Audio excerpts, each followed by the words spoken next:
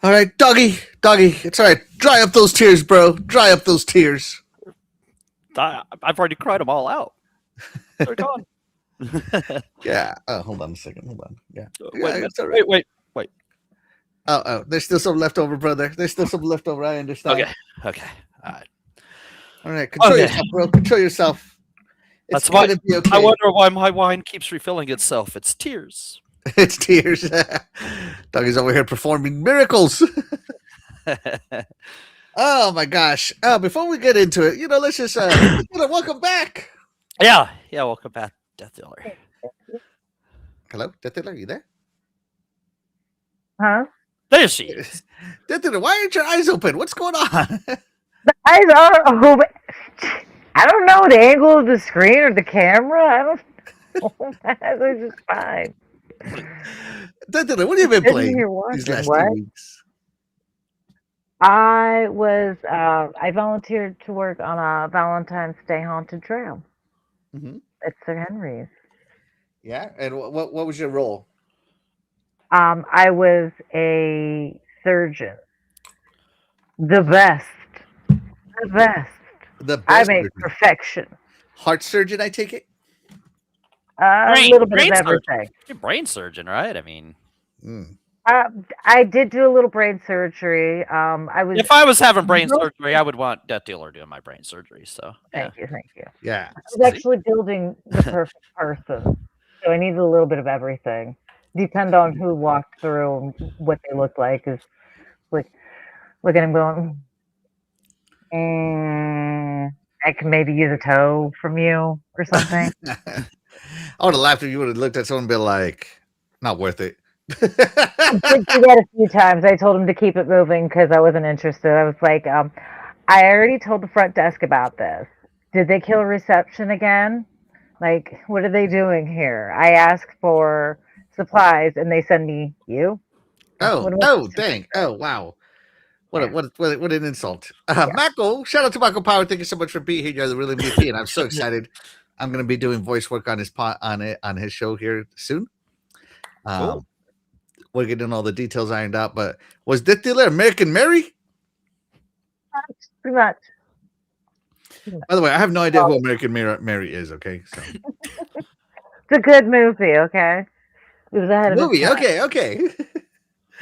All right. Well, all right. So Death Dealer hasn't had any time to play. She was busy playing with people's emotions. Yeah, there you go. And speaking of emotions, the most emotional person on the podcast today, Doggy. Death Dealer, give him some words of encouragement real quick. It'll be okay. It'll be just fine. I've heard enough of that it'll be okay stuff today. I'm sick of that. Give me something else. I got you, dog. I got It you. wasn't on my bingo card, that's for sure. I did not have that on my bingo card. Yeah, right. Hold on, Doggy. I got you. Hold on. Oh, you got me? Okay. I got you. Oh, I appreciate it. But thank you, Death But Dealer. I got it will be okay. I take your faith and I'll apply that. I don't even know if I believe myself, but it's okay. Yeah. If anything else, we have the old councils in the old game, so you know what? Yeah, it's fine. Yeah. I got you, bro. They're there. They're there, boy. Yeah. It's gonna be all right, Doggy. It's gonna be okay. I don't know if old Tommy's gonna like the fact that you're bringing that back up here. So you see what you missed out on, Death Dealer. Oh God, Death Dealer, you missed out on gold. Getting on the fields with a doll. So yeah, it's my doggy doll. Yeah, doggy doll. Yeah, doggy doll 420. There we go. Yeah. Anyways, bro, what you been playing? Let's see. But on Friday, I don't even want to admit it, man. But I played some Fortnite of all things. Like, oh, jeez. I know, right? You know what? It was kind of fun. It was cool.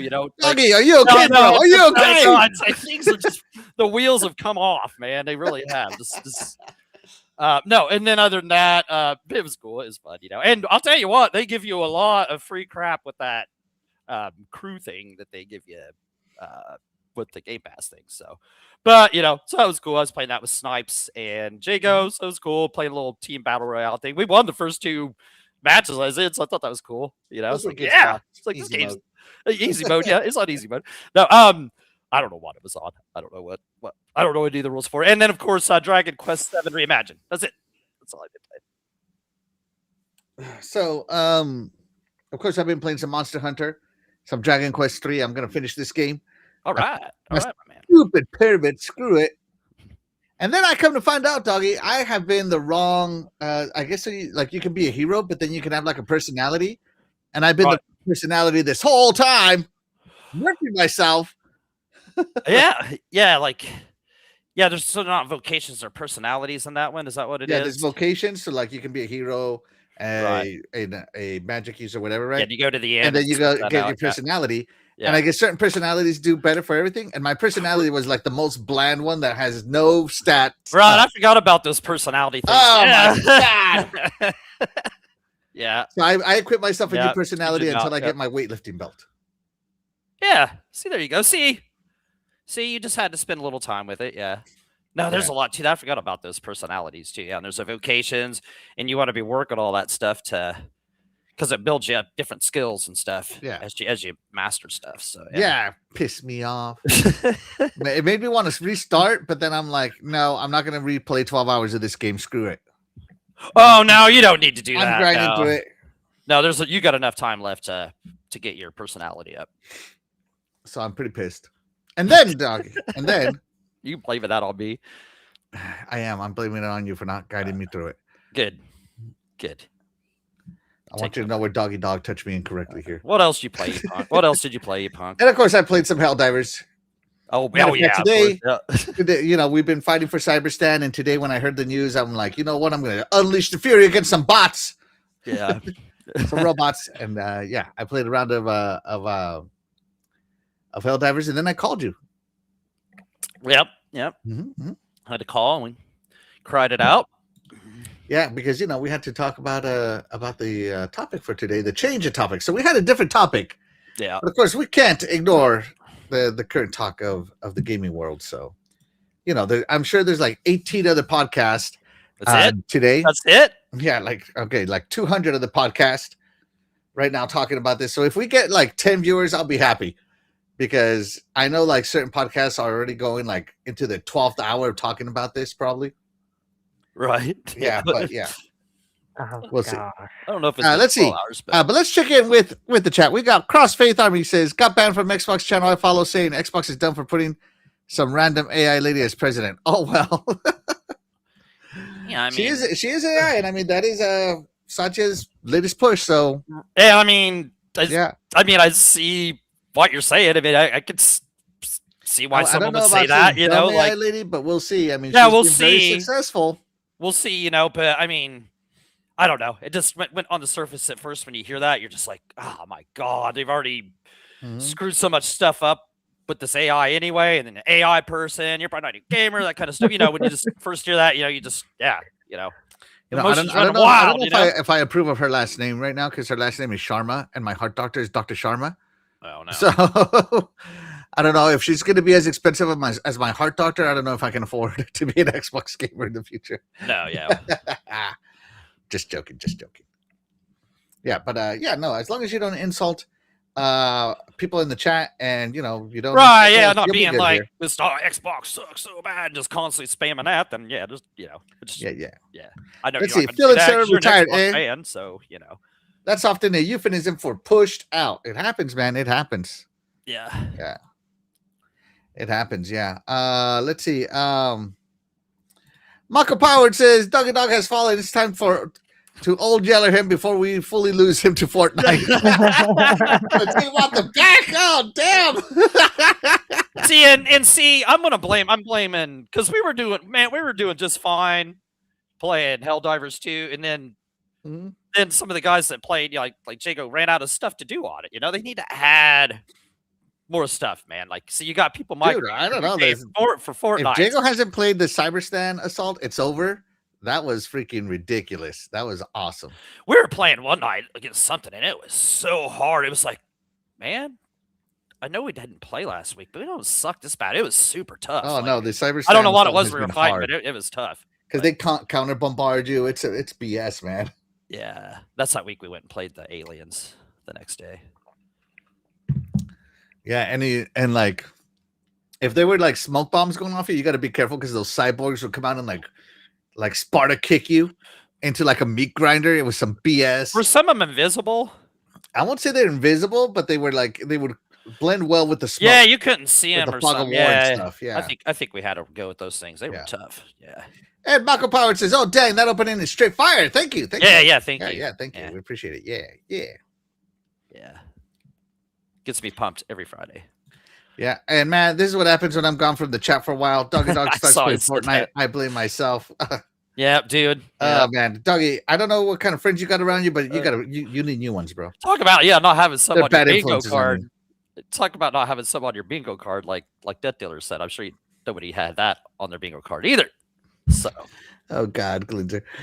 The new head of Xbox is the stuff the Avengers were eating at the end of the movie. Damn, shawarma. The name is Sharma, not shawarma. hey, close Wait, enough. is it shawarma like a Greek thing? Death Dealer? Don't think so. I don't know. I'm not sure. Yeah, I'm not sure. Is Dredd still around? Hold on. Yeah, there you go. Get our let's see. official answer there. No. No, okay. Middle Eastern, but it's not Greek. Middle Eastern. Okay. Thank you. Middle East Greek. It's the same. Not really, but okay. Oh yeah, he just has to say stuff like that. Greek take their heritage very serious. Very serious. Oh, yeah. So yeah. Shout out to Fastback. Thank you so much for being here. You're the real MVP. Appreciate you. He says, "Iconic video games. What's up?" What's up? And thank you, Phil and Sarah. Yes, let's talk about Phil and Sarah. All right. So today, Phil took over in 2014. I think so. Right. Yeah, I think so. He took over in March of 2014. So he took over after the TV disaster, the terrible launch. Yeah. Everything like that. So he has been responsible and accountable for Xbox for over a decade. So 11, 12 years, right? 2026. He didn't make it quite to 12, but like 11 and a half, right? 11 and 3/4. Yeah. Good enough. Close. Rounding up to 12. And so, the Xbox One launched, and I loved my Xbox One on launch. I thought the Kinect was awesome. I had no problem with the games, whatever, right? I wasn't console warm back then. I was just an Xbox dude. Good games at launch, right? Yeah. But I guess the media hated Xbox so bad that Phil took over and started, quote unquote, course correcting. So what he did to the Xbox brand and all that, we don't talk about on this show. This show is all about video games, the games. Yeah. The games. Right. And so I want to start a poll here. All right, hold on. Let's see. Which 2014 Phil game? Which 2014 Xbox game was your favorite? So, and when I'm talking Xbox games, I'm obviously talking first party, right? Yeah. Right. It's all first party. Yep. So in 2014 we had some rocky launches, right? Starting out with the Master Chief Collection, I think was his first one. Right. Sorry, I'm trying to talk and type at the same time. All right, so you know what? I'm going to stop talking.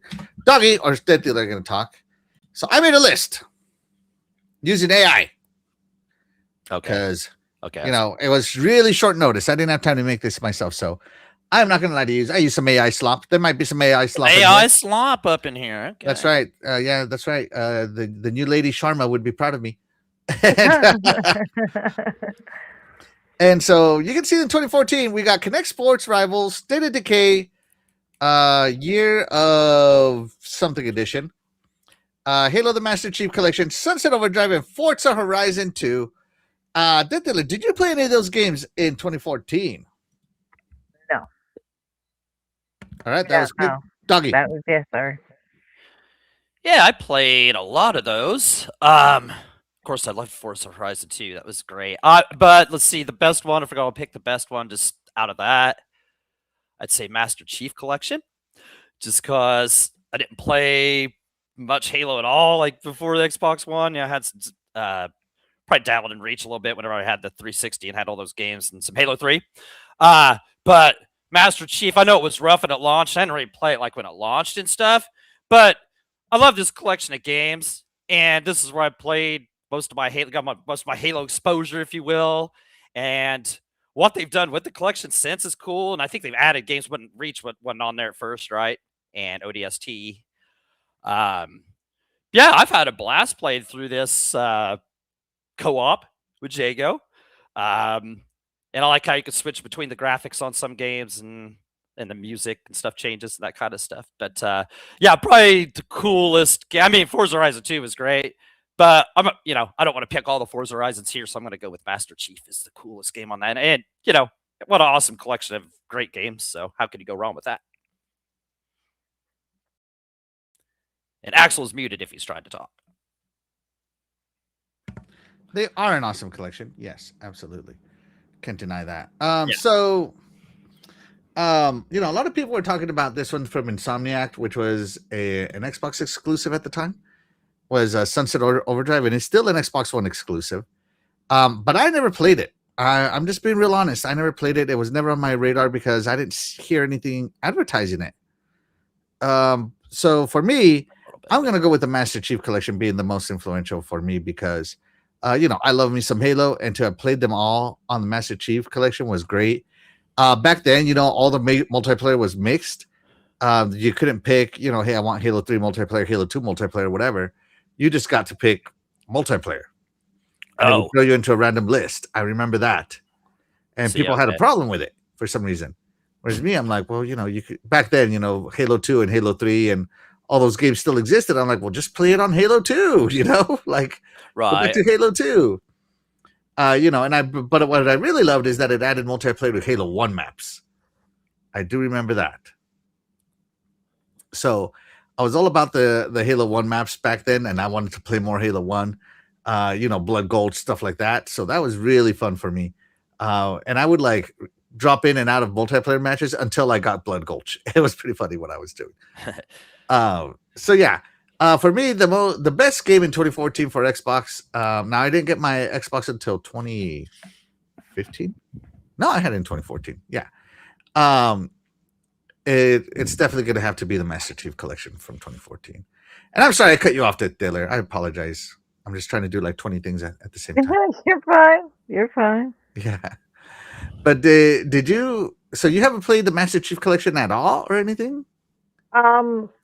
I did play a little bit of Halo, but I honestly don't remember which ones. Fair enough. Because they're all mixed together in the Master Chief Collection. And I think it's kind of a cool here. So the Master Chief Collection launched in an awful state, from what people tell me. I never experienced the awfulness, but hey, I didn't either. Yeah, that's what they say. But now it's like an amazing condition. And so, I think that just speaks to Phil Spencer's, like I said, they added games to it too. Yeah, and they added Reach, they added ODST. They did such a good job with Reach. Like, it looks so good on there. Like, yeah, I enjoyed that. I enjoyed that campaign. That was awesome. Yeah, definitely. And I think they even added Halo 4 into there, didn't they? They might have, or they're going to. Let me see. I mean, I'm sure I could look it up. Let me see. Halo, the Master Chief Collection. Should be in there, right? I mean. How about a nice cup of liberty? Needs to mute away. All right, there we go. All right, hold on. Let me see. Halo Waypoint, maybe? No. Doesn't it have like an official website? Yeah, it does. I thought it did. Yeah, I thought it did too, because I thought you were looking at it on the Sunday show.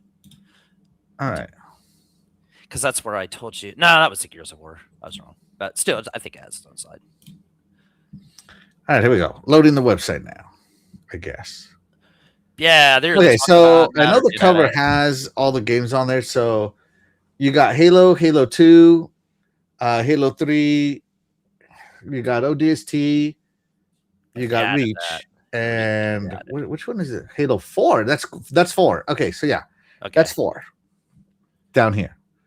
So it contains Halo 4, Halo Reach, Halo ODST. Yeah, so Yeah, definitely. I think it's one of the best gaming collections of all time. So they added 4 ODST and Reach after it Mm-hmm. and just fixed everything and fixed the complaints and all that other stuff that Yeah. So and when I played it, it played great. It was an awesome collection. It was. I mean, I played it years ago and stuff, but it was cool playing back through it in the past years, playing through a lot of these games. So yeah, great collection and a great start to Phil's tenure as the man. Yes, that's right. The feelness of it all. Yeah. The epic feelness. Yeah. By the way, chat, here's where the list is. If you guys want to talk to us about any game you played from 2014, Or if if the AI missed one off the list of one of these years, too, you can let us know because we feel like it's not completely, completely populated there, So yeah. So either way, yeah. So we'll see. Let's check in with the chat. Let's see. Yeah, absolutely. Glinda says, I'm a bit surprised they booted Sarah so soon. I don't think Sarah got booted. I think it's she left. Yeah, I think because they she didn't get a promotion. Sharma. What is Sharma's name here? I think her name is Asha. Asha, yeah, that's it. Yeah. Because they promoted Asha, so it's like, well, you know what? There's nowhere for me to go here if they're not going to promote me, and I'm out. And I think Phil was like her biggest fan. I don't think she caught on big with everybody. So, but anyway, yeah, she didn't get the promotion, so she hauled ass. I kind of don't blame her. I guess she probably expected to be kind of the CEO. So. Yeah, I think so too. I mean, everybody kind of thought she was being groomed for it. Yeah, so yeah, but whatever. Yeah, it is what it is. Yeah, right. No, I don't think she got canned. I bet. I mean, who knows? We'll know. We'll find out more in the coming. We'll find out more in the coming. Coming weeks or whatever. Yeah, I think we'll get more of it, and we'll see what happens. All right, let's move it along then. Oh, sorry. Let's see. I first saw Phil interviewed during a 2013 E3 and thought he was a humble, level-headed person, unlike that Don Mud trick. Yeah, for real. Yeah, for real. No lies detected on that one. Let's see. Shout out to Piggles. Thank you so much for being here. You're the real MVP. Appreciate you. What's up? And I'm sure the game complainers probably went live as well. Yeah. And let's see. Marco Powered asked a silly question. Why is Cuphead listed as being an Xbox exclusive? It was for like 2 years. Yeah, it was exclusive. Yeah. And it was published by them too, or something like that. Yeah. Let's see. I never played OG Xbox until the one when I played the old titles. Yeah, no, the OG Xbox is great. Yeah. Let's see. And just real quick here, Fastback Sarah posted her thing on LinkedIn. So if you don't have LinkedIn, you might not have seen it. All right. So, but from 2014, Death Dealer, what did the chat pick as their favorite game? And the favorite coming in at 62% was Halo Master Chief Collection. 12% said Sunset Overdrive. 13% said Forza Horizon 2. 13% said Kinect Sports Rivals. As they should. Yep. All right. So moving on to 2015. All right. So Death Dealer, the games are Scream Ride, Ori and the Blind Forest, Rare Replay, Gears of War Ultimate Edition, and Halo 5 Guardians. Did you play any of these awesome bangers? Or do you want to see one of them just because it might be familiar to you? Gears of War. I know I played a couple of those. Yeah, I mean, I'm and again, Halo. I do have an incident with Halo. I've played Halo with Dreadful a few times, and I also made the mistake of playing Halo with a 10-year-old prodigy, and that kid trash talked me, so I haven't played Halo since. Did he take you to school? Yeah, and what's even worse is he's the one who asked me to play. So like Maybe next time you'll know why people weren't playing with him. that's what I told him. He was such a little snot. I told him that. I was like, listen, this is why nobody wanted to play with you. This is why you had to ask me, who doesn't play, to play with you. Come on, you little brat. That's funny. My Doggy, cat together. out of these games, which one did you play? Let's see, which one are we on? We're on Scream Which Ride. one did you play that meant the most to you? I guess. Yeah, see, Ori, I played a little bit of. Replay was awesome. Halo 5 is another Halo that I started and finish. I'll get to that eventually. Gears of War Ultimate Edition is the coolest one to me out of that list. While I did play some of that when it first released, it was cool stuff. I remember playing that beta and stuff, playing the multiplayer thing, get whooped on. It's like, yeah, I really suck at this game, right? Like, but yeah, I think it was last year. Yeah, last year went through this game co-op with Jago as well. Those are just mopping up through some of these awesome Microsoft games that I missed over the years. And which one? Halo? This was the Gears of War Ultimate. Okay. Ultimate, yeah, okay. and yeah, excellent. Excellent game. All the Gears games, we played through all the Gears games this past year. This was cool. Not as great as 2 or 3, but just that trilogy was awesome. So what could you say about it? It's great, great remaster or remake or whatever. So, I'd pick this one just because I don't know. It's my fondest memories of it. The games, but I played almost all those games except for Scream Ride. I don't even know what Scream Ride is. Oh, so. It was like a roller coaster park building game. Oh, okay, yeah, I didn't play that, or if I did, wasn't much.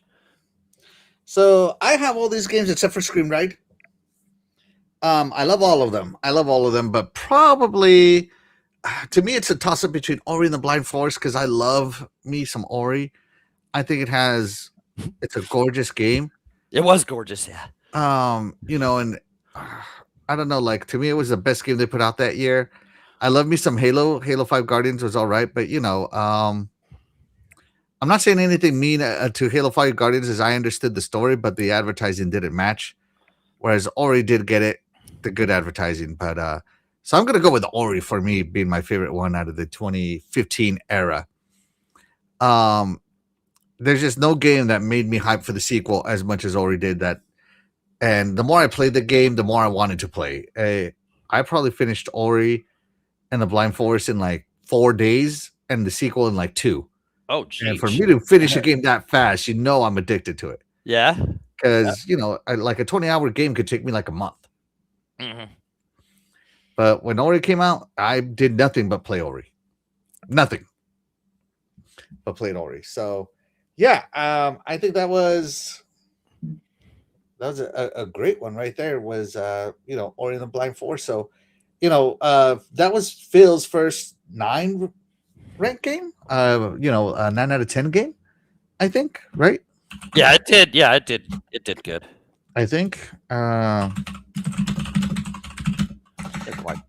this is back in the day when he believed in exclusives. Yeah, I am right. It was a 9 out of 10. Yeah. Yeah. So this was Phil's first 9 out of 10 for quite some time too, and Xbox's first 9 out of 10 for quite some time as well. So for me, it will always be Ori. It's probably the game of the year conversation, probably, maybe. Oh, well, it should have been, but you know how one lopsided those that award show is, Yeah, right. That's all I have to say. Mathematically, Xbox will just doing the math. Xbox will never win Game of the Year. Oh no, they'll never. Yeah, they'll never win the game. Yeah, they could put out nothing but 9s, and PlayStation put out nothing but 7s, and PlayStation will still win. Just because of the math, it's so lopsided. Sons of Sparta has a better chance than Forza 5. Yeah, so yeah. Sons of Sparta will be automatically nominated, but a banger. And I'm just saying that because the math proves it. If you look at the article at the people that vote in that show, Right. They're so heavily skewed and biased. It's not even funny.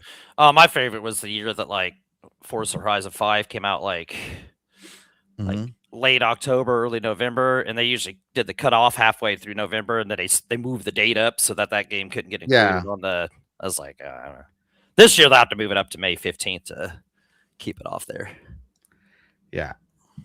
But now it's a racing game. It's a racing game. Can't be on racing game.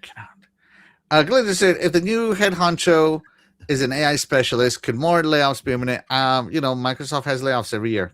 Oh yeah, they haven't even did any layoffs for a while. So yeah, they haven't done it. Just wait till April, bro. Just wait till April. Yeah. Yeah, whenever 9,000. Whenever their next report is, that's when that's coming. Yeah. Pink Pickle says, never played that specific title, but I like the Ori games. Oh man, they're beautiful. So yeah. Oh, if you really like this, then yeah. All right, let's move it over. All right, so Quantum Break came out in 2016. Killer Instinct Season 3, Recore, Forza Horizon 3, and Gears of War 4. Yeah. Let's start with you, Doggy. Which one of these is yours? Okay. Is your game here? Let's see. I didn't play Recore. Even I've heard some people say it's cool. I'll just go over them real fast. Killer Instinct, of course, I played that season 3 or whatever, but I don't really count that as a game. Quantum Break, that was a cool game. I didn't finish it, but I played a lot of that game. Or maybe I did finish it, but it was cool. I didn't play the movie mode of that, so I missed out on that part. Gears of War 4 was awesome. I did play that. With some chick that ended up moving here later on down the road from Alaska and stuff. So that was cool. She even bought me the game, so that was cool. We had fun playing that. And but I'm gonna have to go with Forza Horizon 3. That was my favorite Forza Horizon of the Xbox One era in Australia. And shout out to Phil. I don't want to not mention this. I think this was the year they went ahead and picked up Playground Games, and because they didn't have Playground Games before this title. And that was a real smart move because somebody would have went and got it. Oh, so Playground Games didn't make Forza Horizon 1 and 2? No, they made the Forza Horizons, but Xbox, that was Xbox's problem. You have Epic making Gears of War, but they're not really your studio, and you have Bungie making Halo. They're not really your studio. They had the same thing going on with Forza Horizon. So imagine if they would have lost them. You know what I'm saying? So for that year, I think they snapped up Playground Games and released this masterpiece. 16? Yeah, 2016 or so. 2016? Might have been 2015. Might have been 15 that they picked them up. But either way, shout out to Phil for getting that done. Because that's when he started, one of those E3s, they named off a bunch of smaller studios, like you would think smaller, like the one that did Psychonauts. I can't even think of right now, but and the Double Fine and In Exile. Little. Okay, no, they didn't get them in 2015, 16. That was 2018.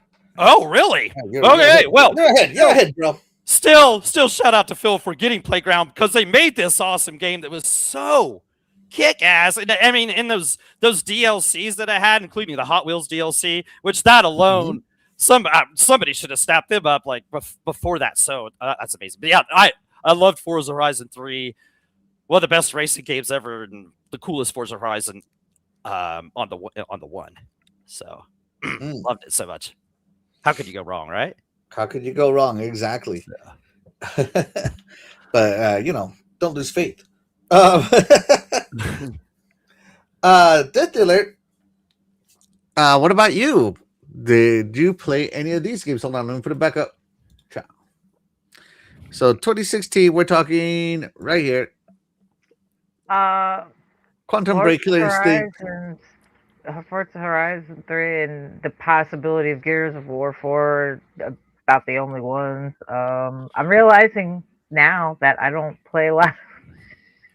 I play a lot of third-party games, I guess. Some people are third-party gamers. Yeah, I mean, nothing wrong with that at all. Heck yeah. Yeah. Okay, so let me go over here. So for me, out of that list, it's got to be Gears of War 4, man. I love the Gears franchise. Oh, yeah. And a lot of people hated Gears 4 because, Marcus Phoenix wasn't the main character, blah, blah, blah, whatever, right? But for me, I love this game and I thought it was awesome. And they're like, oh, nobody wants to shoot the robots. I'm like, why not, man? It's the future. You think people aren't going to have robots in the future? People are weird. Just weird. Like they think there's going to be a robot-less future. I wanted you to know we're fighting actual wars with drones nowadays. Just wait till they play Call of Duty 2026. You know, it'll be nothing but drones. Just saying. Just saying, all you guys that are over there like, oh, you know, that's not what war is. You don't know war. I'm gonna be honest. I'm not really worried about drones. Just unplug their chargers. It'll be fine. It's fine. They don't have opposable thumbs. We'll be fine. No opposable thumbs. Oh no. No. I don't think they need opposable thumbs. They just need electronic triggers. So, yeah. They need to get power, though, is the problem. So, what? Batteries don't exist? I'm not understanding. But you have to eventually either change the battery or recharge the battery. Oh no, the drone's not going to live through that. No. You're thinking a reusable drone. No, we're talking about drones that explode. Oh well. Think more suicide. I feel like you would have to be outside for that to be a problem. Wait, you never open your window? Building solves that. A closed window. What are you going to stand out there and look at it? Like, you'd be that guy that hears a strange noise outside in the cabin in the woods and you're going outside to check it, wouldn't you? I would go out and check it. Yeah. I'm also the guy that wouldn't fall down when I run. Yeah, he'll hide behind the curtain of chainsaws, you know. Yeah. I have to run half the time. That's the problem. Listen, I feel like a drone issue is a fairly solvable problem. Just go inside. Go inside. Oh my. Okay. We'll go over the intricacies of war later. Go inside. Go inside. You know what? Close your eyes. Close your eyes. If you can't see them, they can't see you. They don't exist. Listen, oftentimes for the bigger ones, you need a human operator because computer programs are usually full of errors. I mean, for now, let's be honest, this whole thing with AI helping make the games now, you know what that actually means, don't you? It means that instead of us getting a half-finished game when we buy them the day of the release, instead of waiting around the normal like 4 to 6 hours for the newest updates for a game that just got released, we're gonna have to wait like 3 days for the game to be finished enough for us to play it. We'll see what happens with AI. AI is just nothing but problems. So it's turned into it. No doubt. Yeah, let's see. Get smart light switches to work. You think this is really going to pan out? What? AI? Yeah. Yeah, of course it will. Somebody's going to figure it out. But I definitely think it's going to be like the .com bubble. There's going to be an AI bubble where the first one to figure it out is going to take over for a while until some competition comes out from it. Yeah, but whoever masters that, yeah. Let's see. Shout out to H2K360. Thank you so much for being here. You're the real MVP. Appreciate you, buddy. Been a long time, brother. Good What's up? He says howdy. Howdy. Yeah, let's see. There will be a lot of third-party gamers next Friday. Oh, geez. I don't know what's happening. Am I missing something out here? Yeah, Did I miss something? Next Friday, there'll be a lot of third-party gamers. Yeah, I must have missed some. I must have missed I'm sure Glenzer will fill us in on that. All right, so let me put in another poll here in the chat for this one. So let's see. Which 2017 Xbox game was your favorite? All right, so let's see. I'm going to include Halo Wars 2, of course, because it's Halo. Let's see. Cuphead for sure. I know Death Dealer loves Cuphead for sure. Right, Death Dealer? Oh, yeah. Who doesn't love a game that irritates the hell out of them? Who don't? Who doesn't? I know you do. I do. All right, here we go. All right, so on to 2017. So in 2017, he released Halo Wars 2, or these are all games that were released under Phil Spencer's tenure. If you're just joining us, guys, we're just talking about the games he released, right? That he supervised for some in one way or another, right? So 2017, Halo Wars 2, Cuphead, Forza Motorsport 7, and Super Lucky's Tale. Ugh. Which one you got, doggy? This was the Halo Gears Forza years here, wasn't it? So Was it? Oh, snap! I just Super Lucky's Tale, yeah.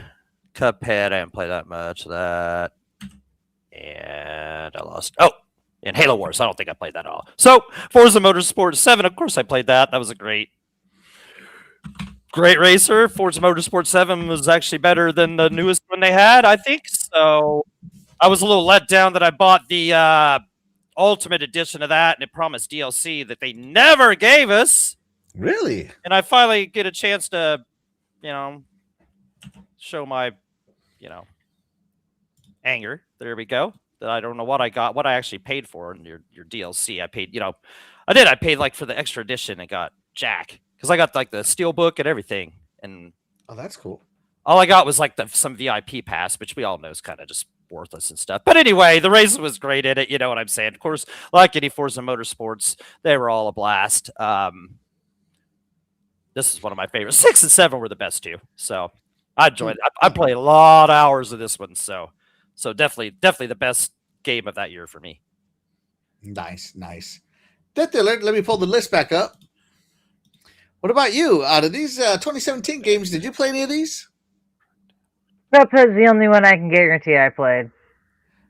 All right. I knew you were a get good kind of lady. Yeah, I played Cuphead. I had to get it when it came out.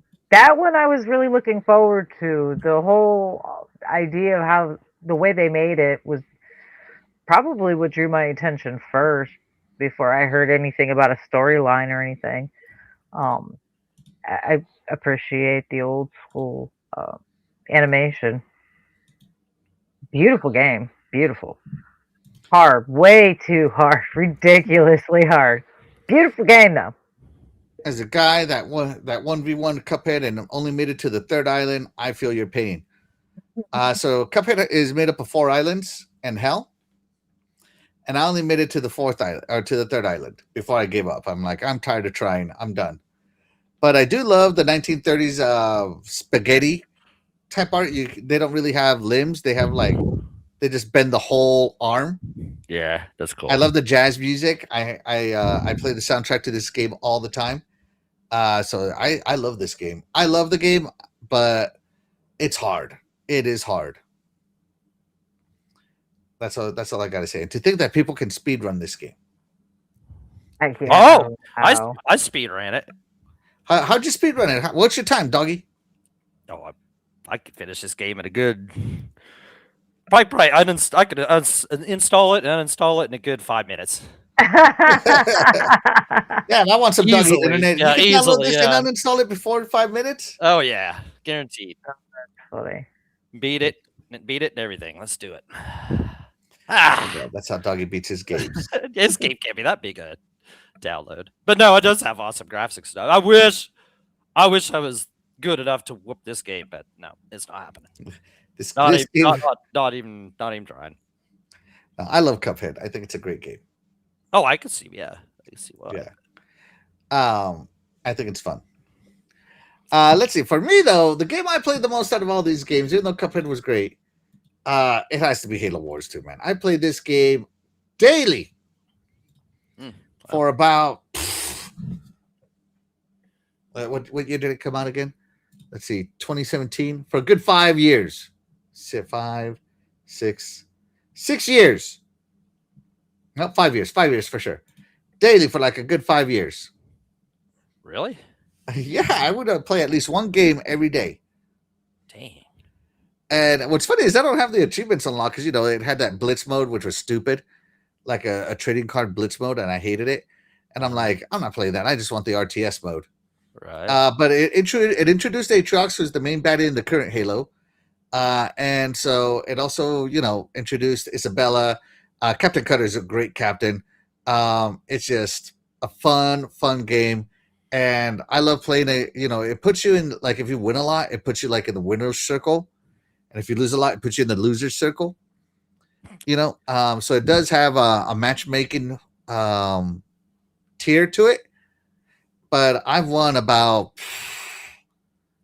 80 to 90% of my games on this one. So I'd probably lose now because I'm out of practice and you got to have all the shortcuts memorized. But back then, I could probably play a game and win the first game I played in, you know, PvP that I did. Just saying. Oh, just gloat, why don't you? Yeah. No, if you can, you can. That's awesome. Yeah. Well, you know. Yeah, that's cool. If you play it every day for 5 years, of course, yeah. Yeah, no, I love Halo Wars. Bad to the bone, yeah. You know, a lot of RTS games these days are really complex and they have really complex systems. And I don't know why I'm attracted to this one that's just simplistic. So it just comes down to, okay, who is using the better strategy instead of who's clicking the most buttons. So I don't know. To me, I find that simplicity fun. Yeah. So yeah. But those are the games from 2017 that we liked. 17, yeah. Here. How did the chat feel there, Tetila? And 57% said Cuphead, 43% said Forza Motorsport 7.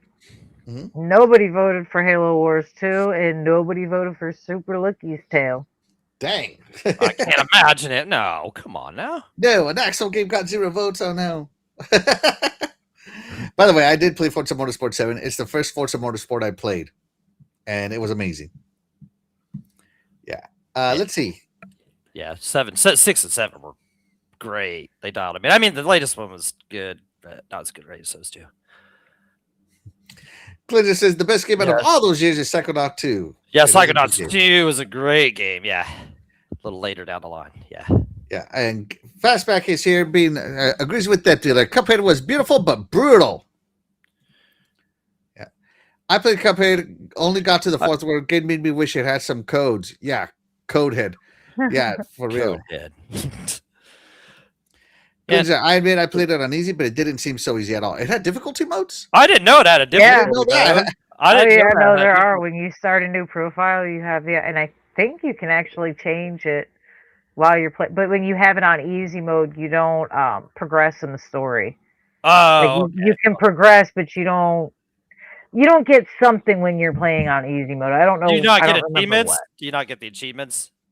I think maybe that's. I wouldn't have played it then. Yeah, if it turned off the achievements. Yeah, I can't remember what it was, but yeah, you had like easy, regular, and hard. Yeah, I don't remember having. I don't remember that. Yeah, okay. And maybe they added that. Maybe they added it after a while because it's been like that. It's been like that. Okay. Yeah, I tried playing it on easy by myself, and it probably turned off achievements or something that were like kind of you're like. No, I don't want to do that. So you just play it on the brutal mode and just get your butt whooped and don't finish it. Yeah, no, I don't remember. I know I didn't make it to no third world. I probably didn't make it out of the first world. Probably make the first level. Oh, come on, man. Come on. I don't know. I don't remember. I know it wasn't like I knew when I was playing. I was like, nope, I don't like this. I'm not gonna beat it, so nope. That's not me. Nope. Nope. All right. So what we got? Got the next year going on. 2018, huh? Give me a second. Hold on. I am preparing stuff. So yeah, we are all right. So let's see. Shout out to Cougar Man. Thank you so much for being here. You are the real MVP. Says everyone acknowledge Axel as the king of Xbox, including you, Death Dealer. Oh, getting called out, Death Dealer. Why am I getting called out? I haven't even been here to do anything. Let's see. And he also says, hello, Doggy Dog and Death Dealer. What is up? Yeah. Are we still not voting for what Axel wants to win? No, man. No, we never vote. Yeah, that's the whole deal. Yeah, we're still doing that. Yeah, of course. We don't really know what he's going for this week, so yeah, he says it afterwards. So yeah, let's see. That poll means Dreadpool would have voted for Cuphead. Yeah. Why is the Outer Worlds one on the list? Was the Outer Worlds one not released?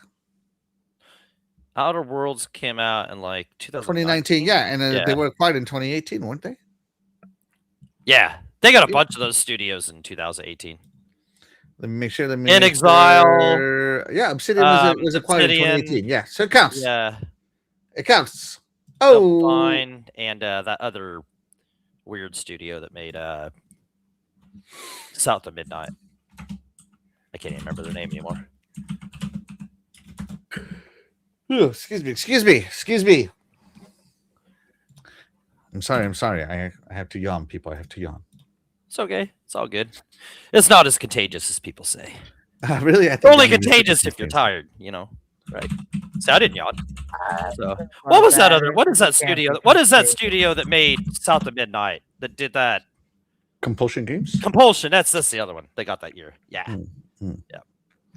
How could you forget, like 4 or 5 studios. Now I know Death Dealer. I couldn't remember the game that other weird game. They We Happy Few. Yeah. Yeah. But we're back over here. All right. So 2018 was Sea of Thieves, State of Decay, and Forza Horizon 4. Dougie. Sorry. Death Dealer. Which one of these 3 did you play? Sea of Thieves. What is your favorite? Huh? Sea of Thieves. Yeah. Yay, Sea of Thieves. Let's play it. Pirates, but I mean. Yeah. Sea of Thieves. Let's talk about it. I'll be right back.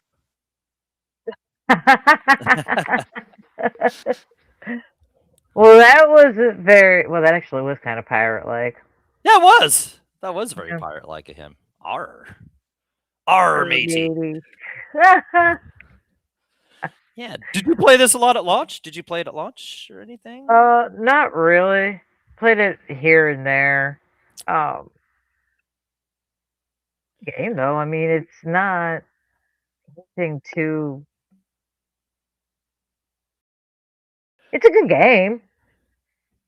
Yeah, this is a game that I think I played a little bit whenever it launched, and yeah, we were just kind of messing around all drunk, and it just didn't really make any sense or anything.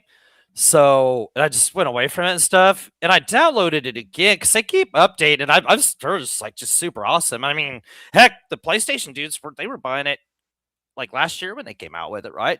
So it's still still rolling. And heck, something else I'd like to try on it is that single player. I think a single player, that Pirates of the Caribbean thing. I would like to try that sometime. That's something else I'd like to try. But I would like to get a crew together and try this thing out now that it's been refined and everything's just really awesome about, because I've heard it's super cool. But you have to have a good crew. You can't just go out there thinking you're just going to learn on the fly. Like, you better be out there with better be out on the seas with some good mateys, if you will. I know Jacob's I mean, it depends on how serious you want to take it. I mean, right. Yeah. Yeah, no, it's you don't have to just mess around, and it doesn't matter.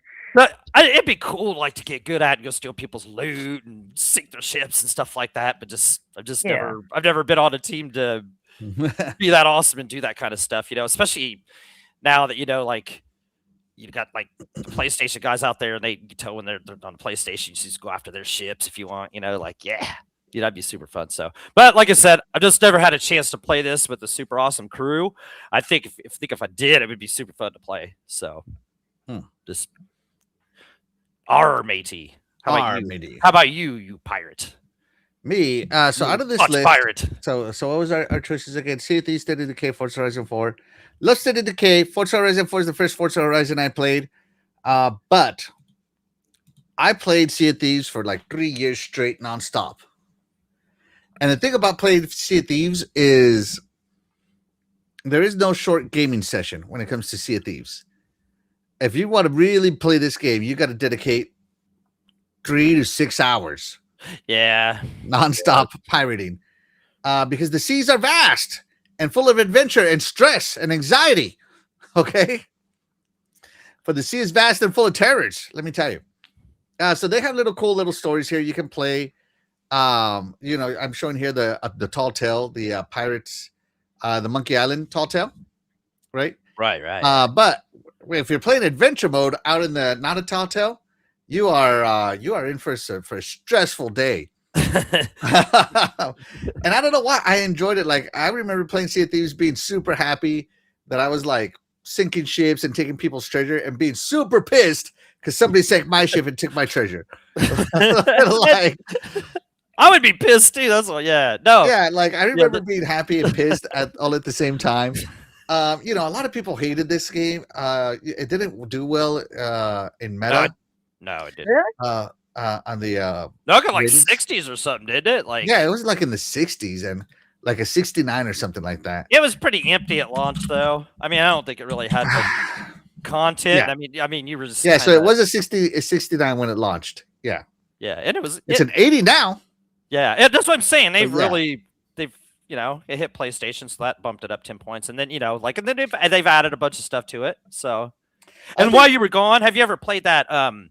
Is that single player like that Pirates of the Caribbean thing? You can do it single player, but I can tell you right now, you're gonna.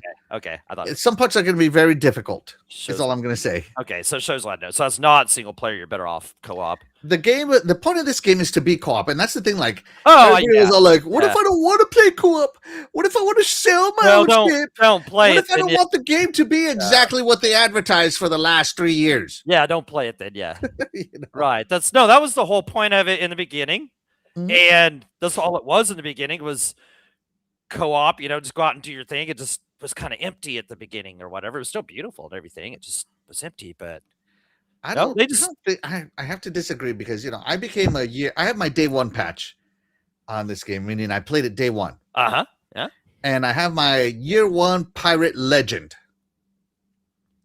I know I don't have Sales that. and everything, right? Meaning that I achieved the rank of pirate legend in year one Mhm. when people said it was empty.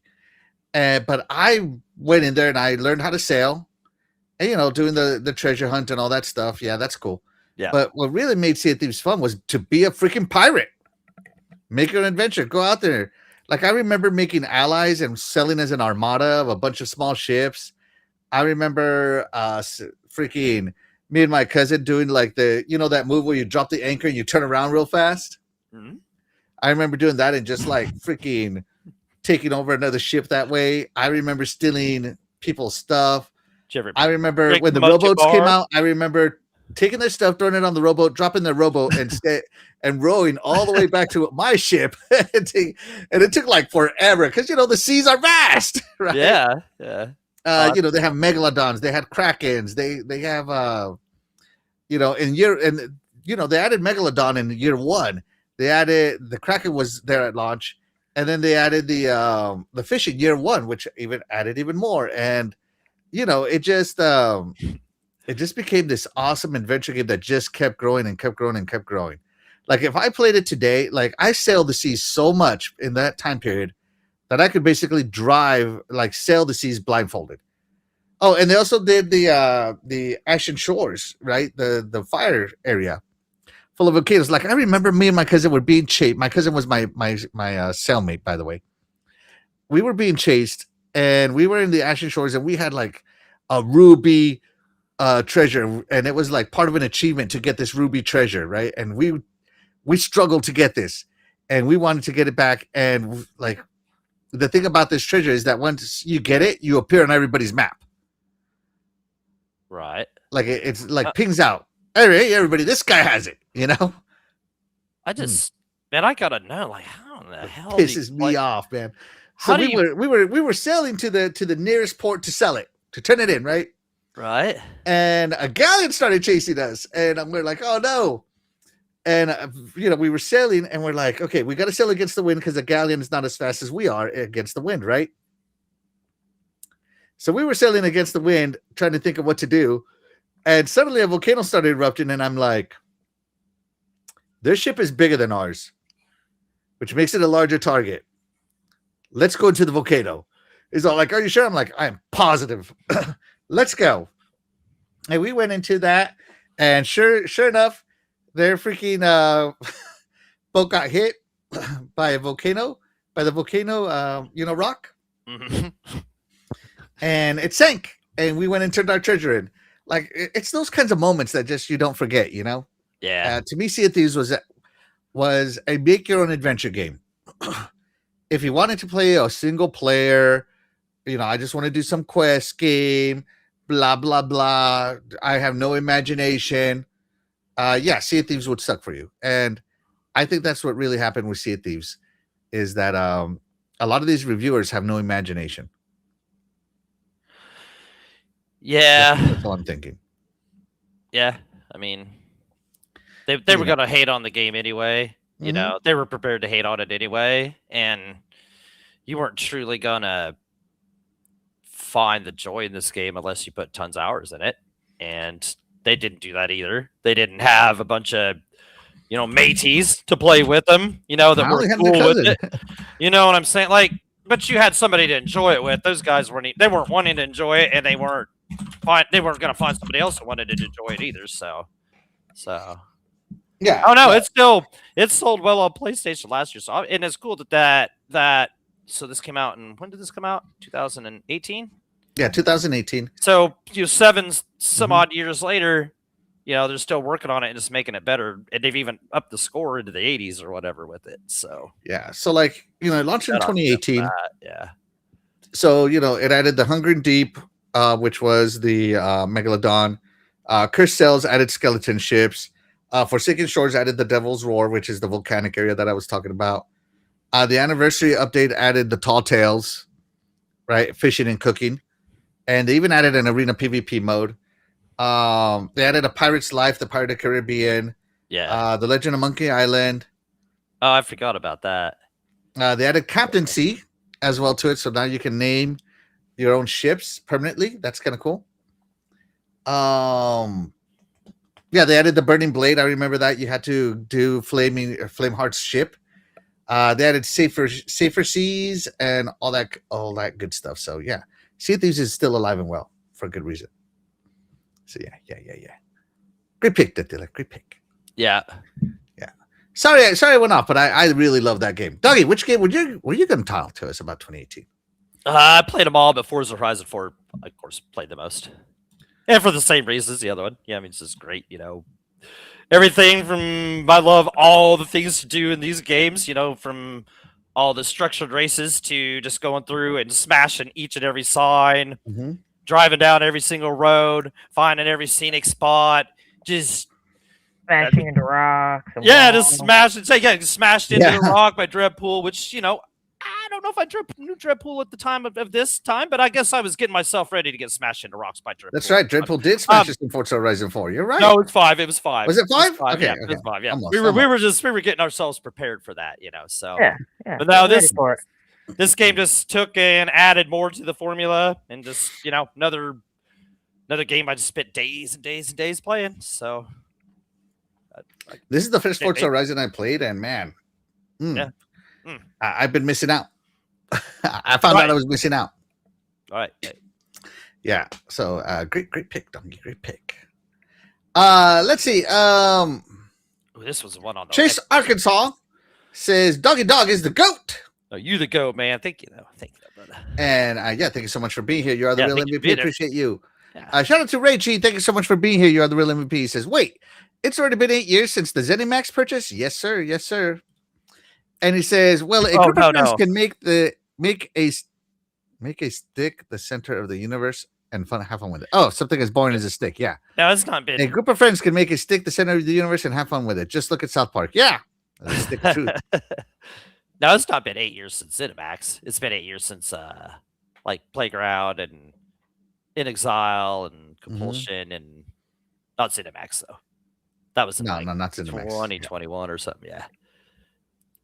Yeah. So I finished Forza Horizon 1 4 days ago. That's cool, man. That's cool. Forza Horizon 1 was cool, man. Like, see, I didn't play that one until after I played 2.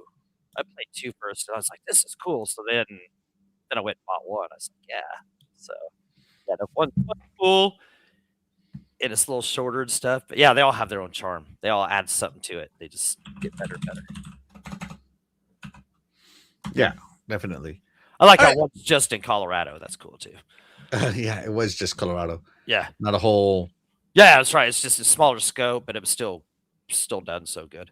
Yeah. So good. So good. So good. Every one of them. Yeah, The controller you just can't touches your play like a hands, Forza Horizon. and it feels so good.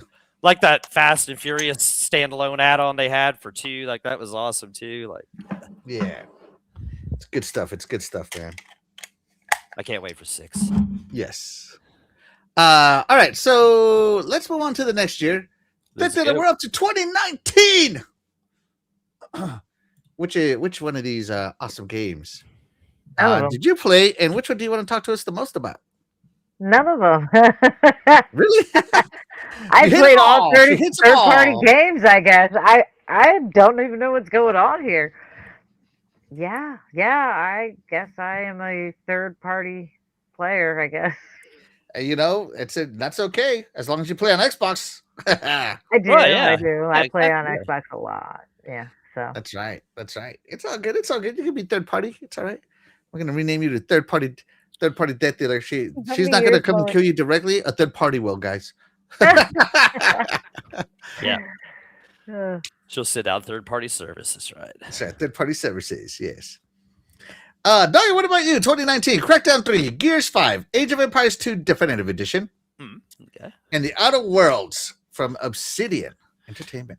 I played a tiny bit of Outer Worlds. I just wasn't feeling Western RPGs at the time, so I didn't play that.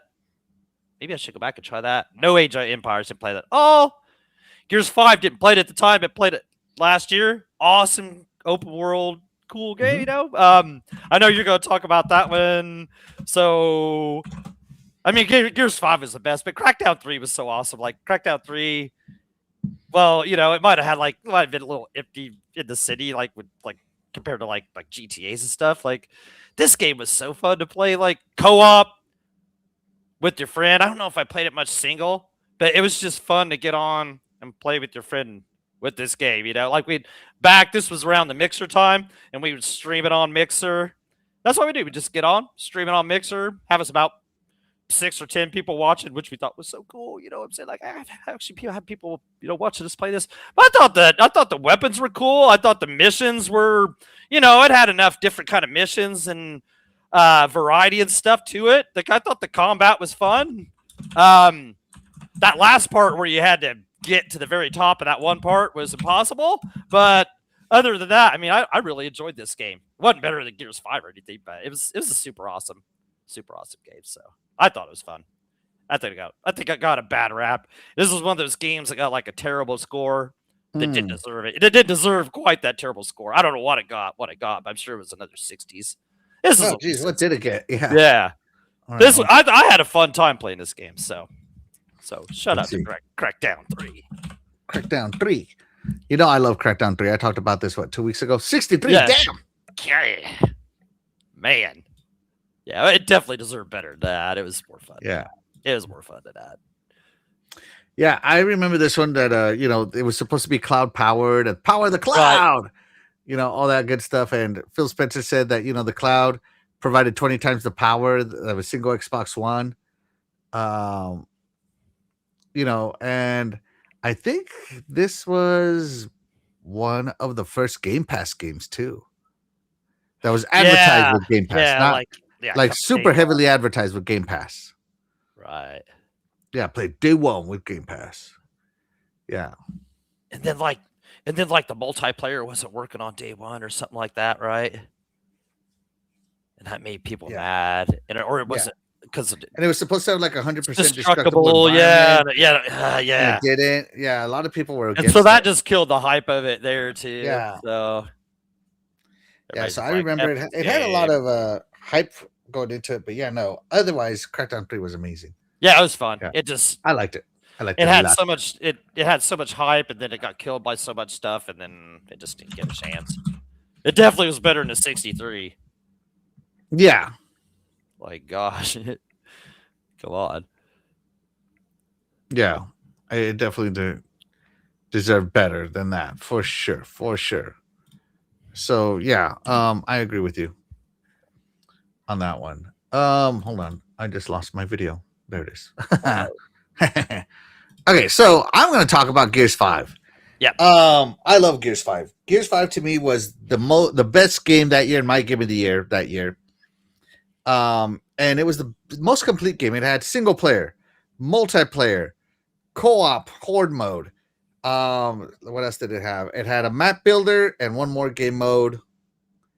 So let's see. It had single player, co-op, PvP, horde mode, yeah, and map builder. Yeah, that 5 modes. 5 game modes. You rarely see that come out in games these days. No. It was the most complete game that came out successfully too. That whole generation, Yeah. in my opinion. And to me, this is the game of the Xbox, the first party game of the Xbox generation, and it'll look gorgeous. But I played the campaign like 3 or 4 times with my friends. But what really got me in was horde mode. I played that nonstop for like a year, every Friday night. And I loved the horde mode. I could finish all 50 waves every time. And you know, it's difficult. It's not easy because you know you're outnumbered, you're outgunned, and that's just the way I love it. And what's even better was that like they made certain characters have certain powers. So it definitely added to it. And then the DLC that came out, the Hive Busters DLC, amazing, and even added even more to horde mode. So I had to play that one again. And even now, when I launch Gears 5, good God, is it a beautiful game? I cannot get over how pretty. Like, I only stream at 720p, but good God, did this game look good? I mean, and then playing it on my Xbox One X back then. Right, because this was still Xbox One X, right? Yeah, it was because remember they even had 2019. They even had a special Xbox One X console. Right? That's right, they did. Yeah, and I have the Gears controller as well for my Xbox One. Yeah, I love this game, and I have a Kate statue that I bought, a third-party statue. I just love me some Gears 5, man. To me, this is amazing. I know everybody's excited for E-Day. I am too, but I would have loved to see Gears 6. And see, you know, Dell's story. Oh, I'm sure. Because if you notice, Gears 4 was, what's the name of Marcus's son? JD. JD. Yes, thank you, JD. Yeah, it was JD's story. Gears 5 is Kate's story. Yep. And I'm sure Gears 6 is going to be Dell's story, and I'm really looking forward to it. I really like that. You know, we get all the characters, but from a different point of view for each game. Yeah, no, it's cool.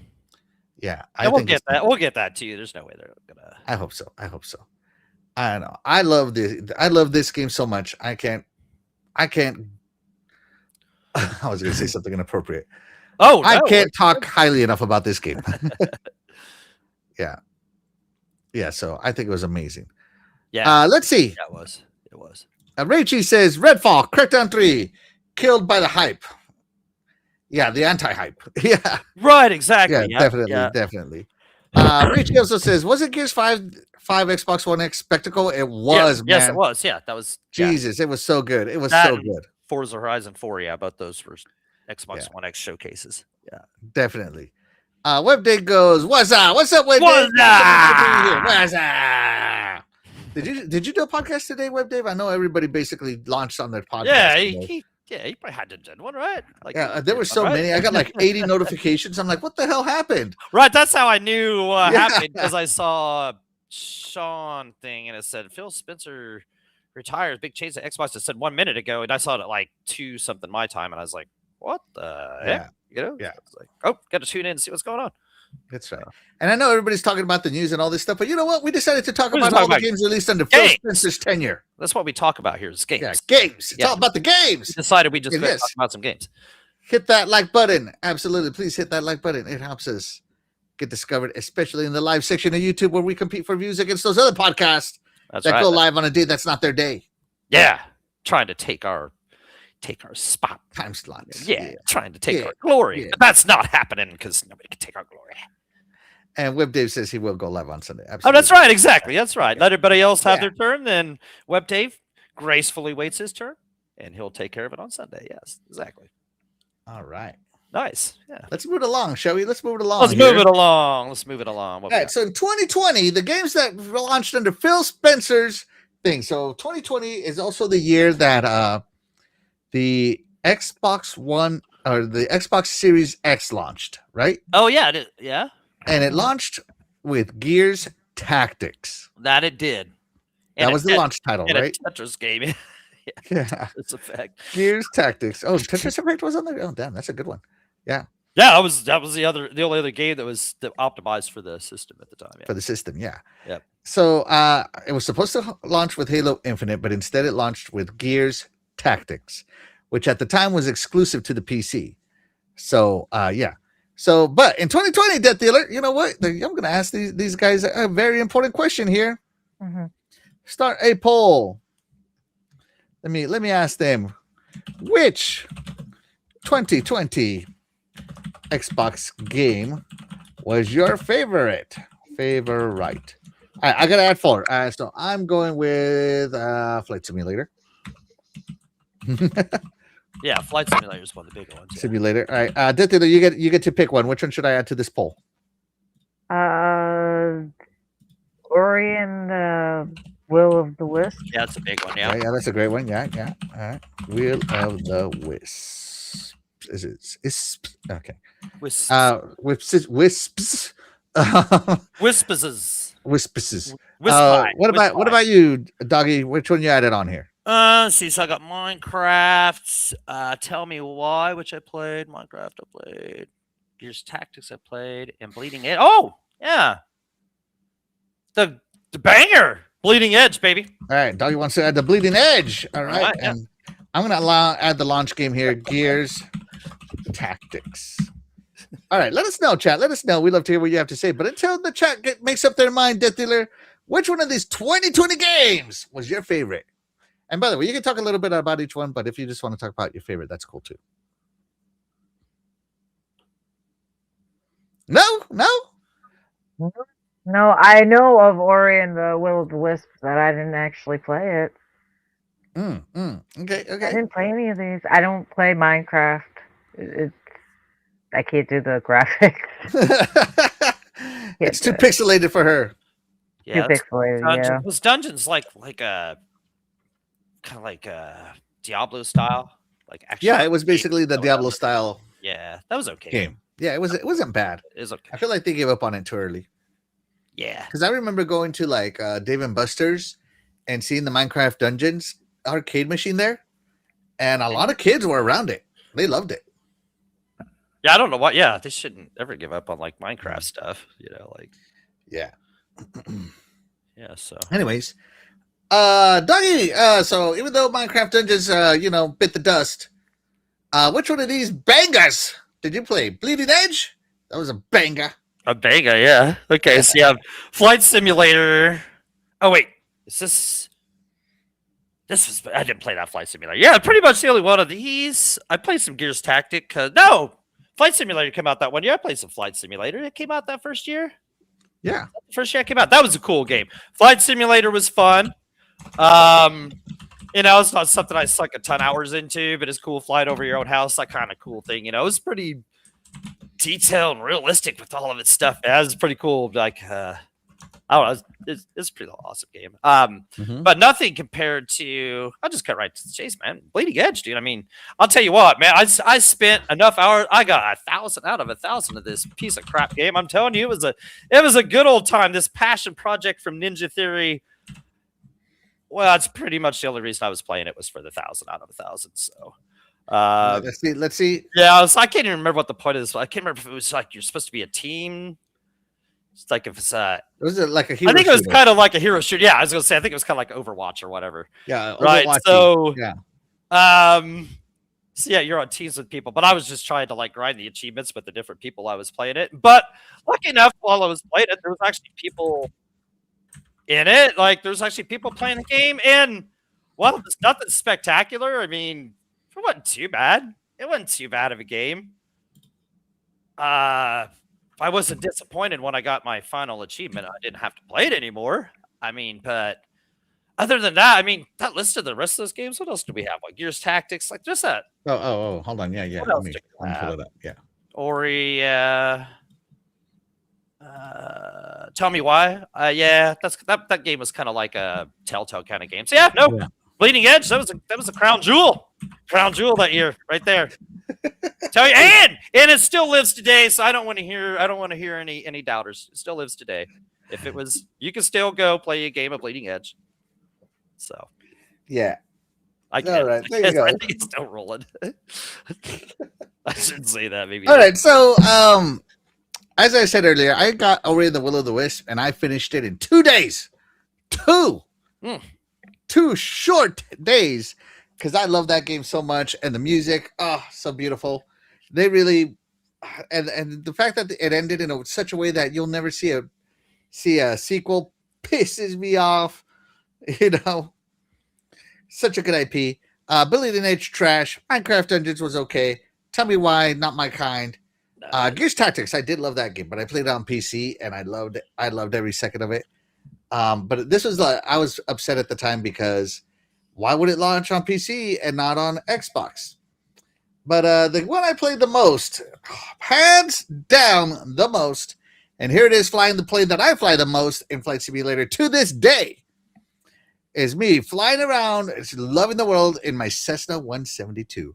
Low and slow. Take it all in, baby. That is the tempo. That's right.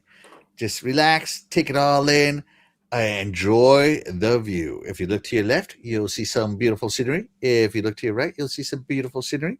You know? You ever done the Mile High Club thing? On a Cessna? I guess, yeah, it could be on this or, on it. No, I never have. Just set it to autopilot and do the Mile High Club thing? You can't. You got to be on the radio, but no. So I love playing this in full simulation. I love playing this in full simulation because I actually downloaded the Cessna 172 technical manual, studied the plane, learned everything about it. I downloaded the Cessna 172 beginner's flyer course guide that I found online for it. Learned that one. I learned how to read the barometric pressures. I learned how to program the G1000. I downloaded the G1000 user guide. Man.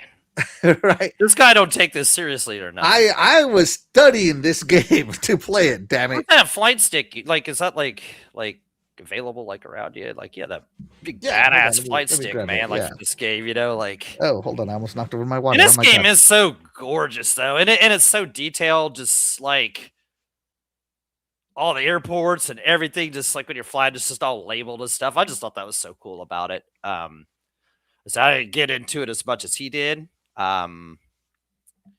Heck, he knows the name of planes and that kind of stuff, So, but, you know what I'm saying? I just picked the plane, got it off the ground somehow on easy mode, but look at him. Yeah, he's got this flight stick. Check this out. No, I fly using the the Thrustmaster. Yeah, there you go. T-Flight HOTUS 1. And I bought this one at GameStop.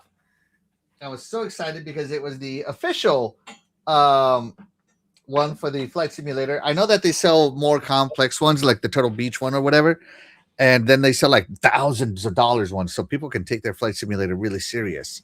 Not this guy, but no, man, I love this game. I remember when cloud gaming launched, and you could play this on the cloud. I remember taking this Xbox controller to places I shouldn't have, and loading up on my cloud, throwing my plane on, getting up on the air, right? Throwing on that, programming my G1000, throwing it on autopilot, and setting this controller in a drawer, and just watching my plane fly for hours. And you still didn't ever done the Mile High Club? No, Docky, you can't do that in Flight Sim. And so, yes, you can. No. You go ask the wife if it counts, man. I'm telling you, man. It will not count. Do that. Listen to this guy. Oh my God. Just saying. Would it count, Death Dealer?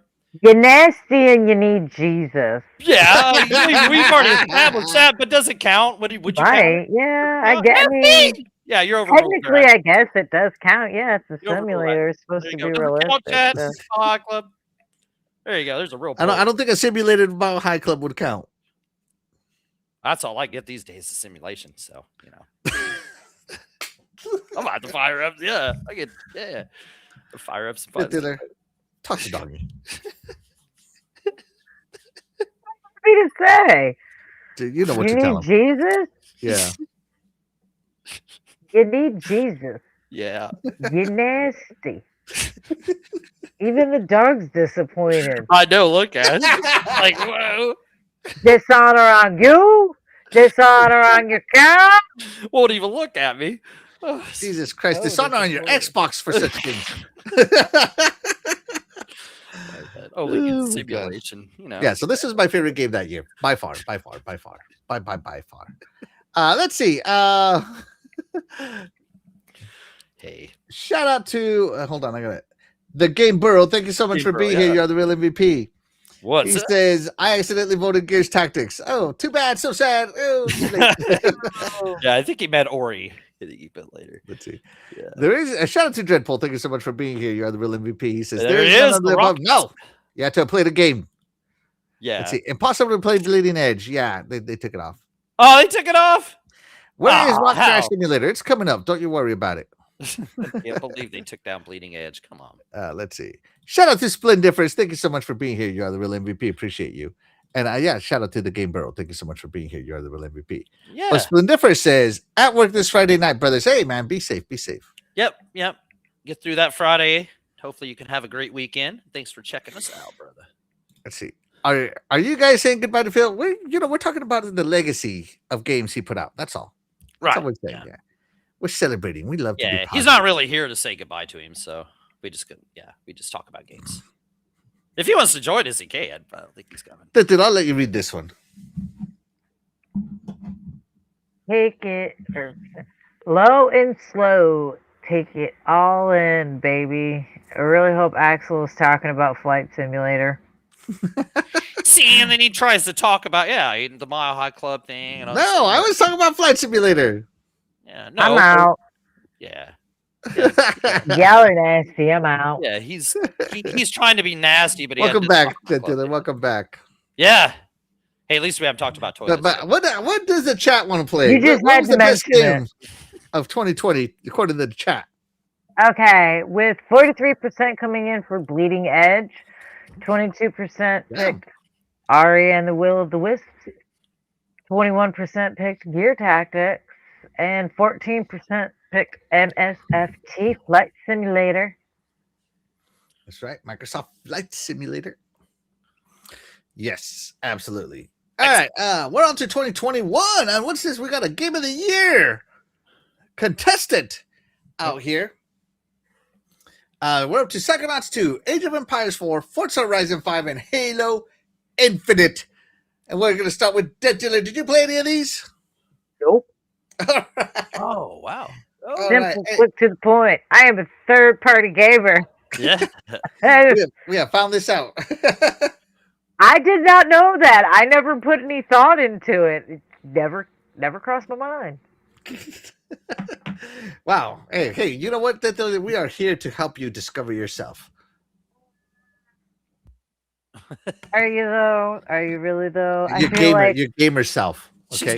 She's not buying that. I can't be disappointed with what they start to do in the future too much if I'm pretty much playing third-party games to begin with. So I feel like now is not a good time for the to. Fortniter, Death Dealer? No, I'm so against that game. Kids ruined it for me. I will never play that game because of kids. I blame kids. Kids ruined it. No, thank you.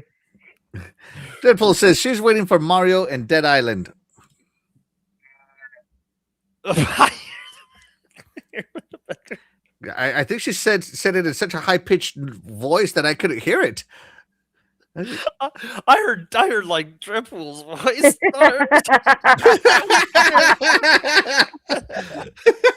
Gosh, that's terrible. Makes me pee. My poor voice. Oh my god! All right, let's see. Glidger says Mile High Club for a Mile High Stadium fan. Doggy's onto something, right? See, exactly, Axel. Like, where you at, dude? Come on. Where you at? And I know the wife would be down with that. She'd be like, "Yeah, simulation works. It's good."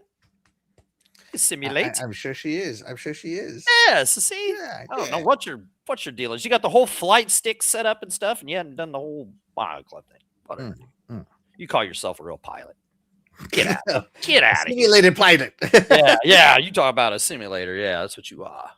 All right, Dougie, Psychonauts 2, Age of Empires 4, Forza Horizon 5, and Halo Infinite. Out of these bangers, which one are you picking?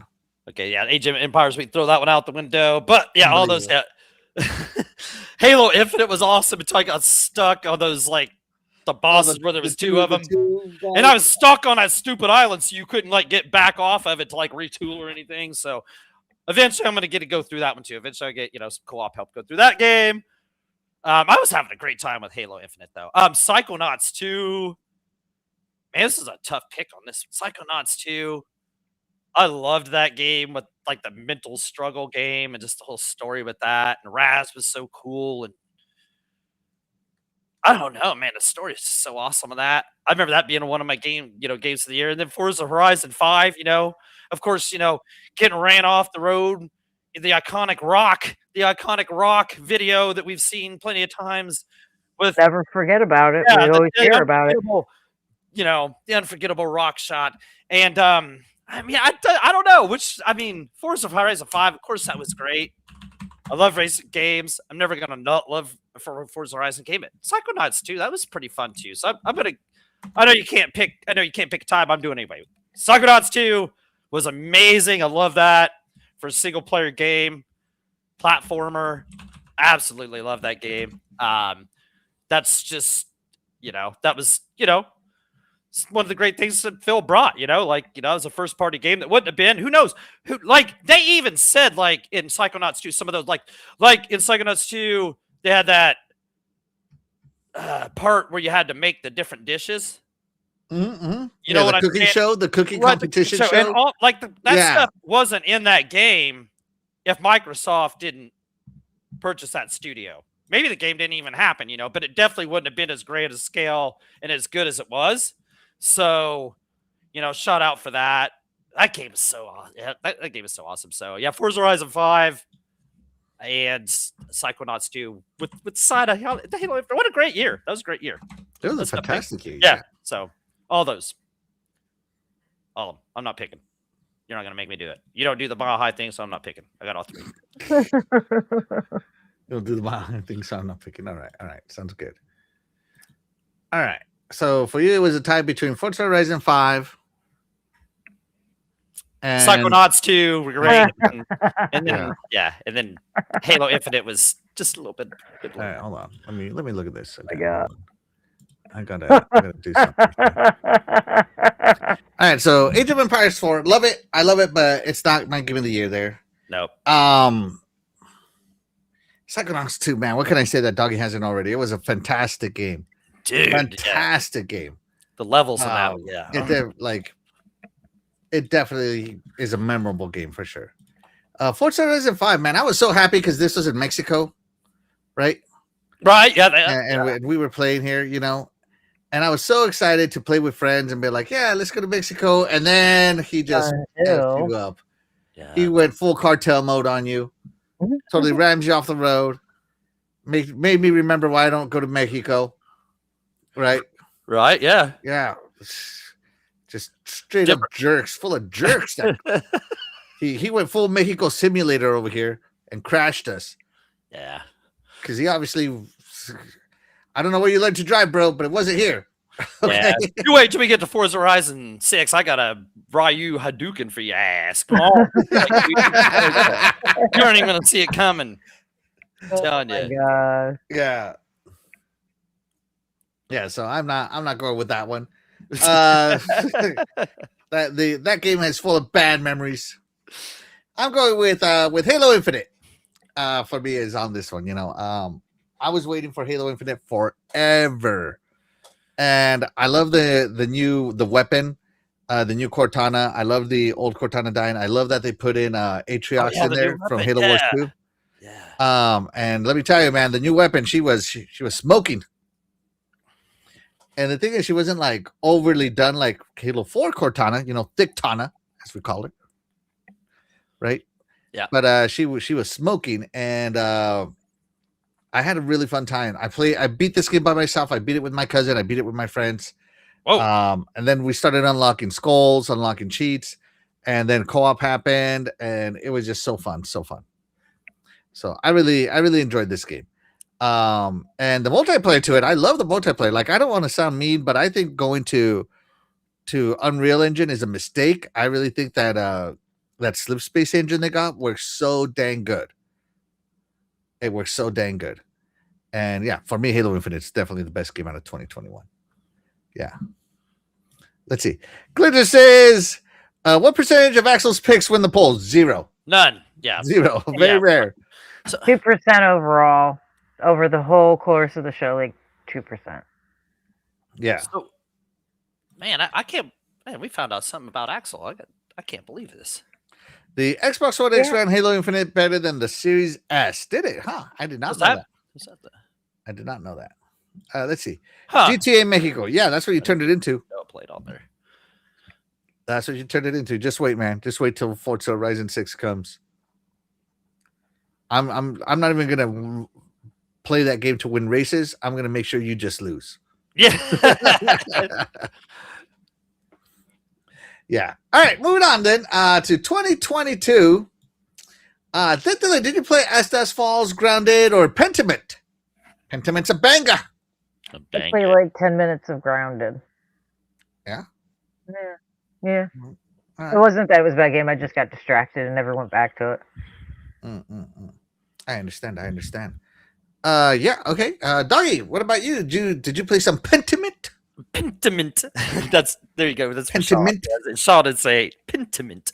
No, I did not play Pentiment. The only one of those I played was Grounded. Had like a achievement sheet, like where you could go sign into something to do something and get like 1,400 gamer score real fast. So I played the game for like maybe like 5 minutes or something to do that. Other than that, games.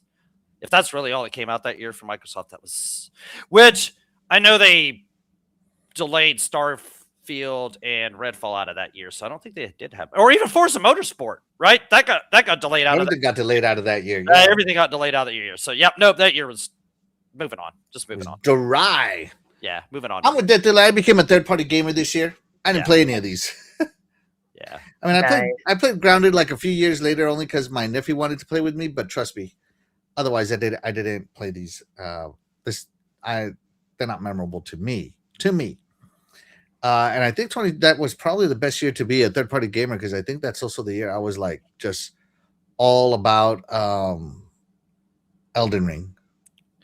Yeah, might have been. Yeah, I don't know if that's the year, but yeah, I'm just saying.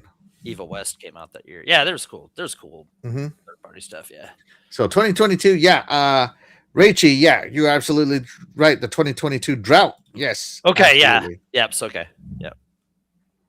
On to 2023. Let's see. There's some game here from a studio that got shut down. Nobody cares about it. Whatever. Minecraft Legends, Redfall, a banger.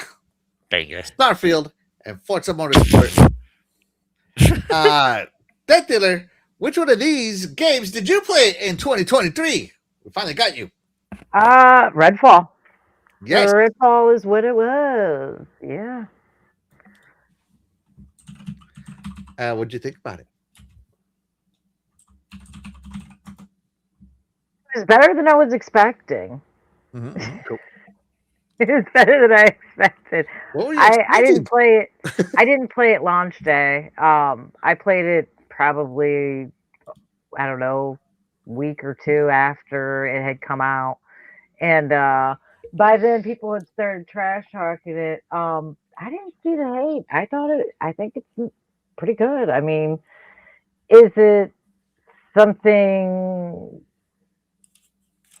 that I'll go back to it years later? Maybe, maybe not. It might just sit in the library. I don't know. But it's not as bad as I was expecting. So there's that. That's good, right? Yeah. Hey, you finally played. It's always good to let people trash talk it before you play it, I guess. Phil Spencer finally made a game you played. Huh? Phil Spencer finally made a game you played. Yeah, that's true. He did. Look at him go, doing something right.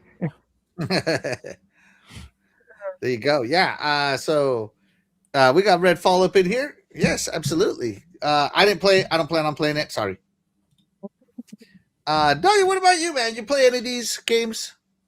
I didn't play Redfall. I didn't give it a chance just because of the hate, but I know quite a few people that actually like that. So I don't know. Maybe one of these days go check it out. Minecraft Legends, didn't play that. Starfield, I played that for. I don't even think I put a day into. It was okay, but I mean, there's so many better, space games out there like Mass Effect, so I just don't understand why people would even want to play that when there's, Oh my god. especially when they haven't played Mass Effect. They should play that instead of Starfield. You know what I'm saying? It's what I'm saying, just the same. Then you could go for the Trillion Mile High Club. Let's see, Forza Motorsport. It was cool. I put a lot of time into that game. Like I said, I don't think it was as good as the two before it. They just try. I don't know. So you're don't try too hard thing. I don't know. And then you tried to live service it and just make it too much all at once. So, but still cool. But of course, the crown jewel of this year was Hi-Fi Rush. And oh man, like as I said many times, like Chai was man. It's a shame, that it's a shame about the whole studio and all that. But at least they landed somewhere with the crafting or whatever. But yeah, no, if you haven't played Hi-Fi Rush, get in there for that story. The combat, the combat's awesome. The rhythm, Devil May Cry style combat. The humor is just a blast. Like that part when he goes into that can, he's like, "This is the greatest plan ever," and then the rest of them are in the little control part. This is the stupidest plan ever. And then he bounces off of the balloon and lands right in the middle of the office right there. And then it's like trying to be quiet and stuff. And he looks up and it says "wanted," and it's a picture of him in 808. It just like they are sitting on the floor. I mean, it's comedy gold. You know what I'm saying? The music in this game was great. And if you started this game but you didn't finish it because the last 3 levels of this game are like it's so memorable the way they did that, the camaraderie, the way they start believing in Chai at the end of the game, and just man, I don't know, man. I don't even know what, like, they could have used 808 as a mascot. Like, I don't know where we went wrong with, like, and Peppermint, she could have always been around. I'm sorry, baby. I'm sorry I've been looking at Tifa here lately. It happens. But it all betray her, doggy. I know she knows, and I know she's pissed. I don't know how I'm gonna go back home, but like no, it's just, I don't know. I love this game, and just there was so much great about it. Even the cel shaded graphics and stuff. You hadn't seen many games with that at that time, and just everything about it, the combat, the story, all of it. If you, like I said, I know people that have not finish this game because the end of it's so good. It really is, and finish it before they take the licensed music out of it too. Yeah, the licensed music is really weird. But yeah, I love this game. I think this was my game of the year that year. So I love this game. Totally. You think it's what? I don't know what, like. What did you just say? It was I think this was my game of the year in 2023. I think it was my game of the year. So, yeah. If it wasn't, it was in like my top 3. So. Yeah, play this game. Finish it. If you haven't finished it, like if you started it, I need to finish it. Yeah. Axel. Okay, yeah, exactly. I'm telling you, the story just ramps it up at the end, and it's so funny. They like play it. I'm telling you.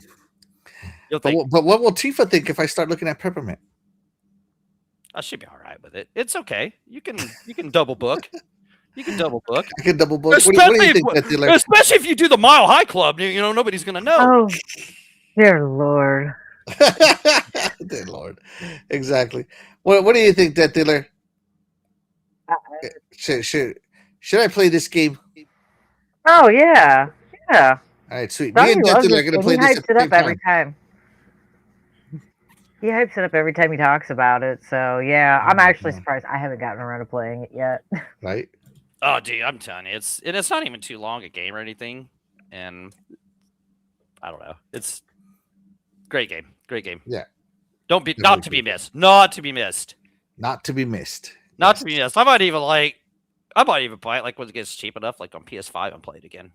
Dang. Yeah. There you go. So for me, out of all these games, let's see, Hi-Fi Rush. It's good. It's a good music game. Yeah. Minecraft Legends. What was Minecraft Legends? What Yeah, was that was like Legends? the base capture mode. Yeah, like the Oh, strategy yeah. mode. Yeah. Yeah. Redfall didn't play. I love Forza Motorsport. I do love Forza Motorsport for sure.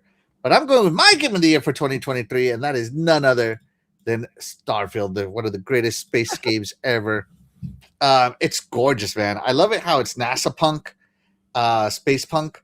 And everybody's like, oh, everything is empty in space. Space is huge.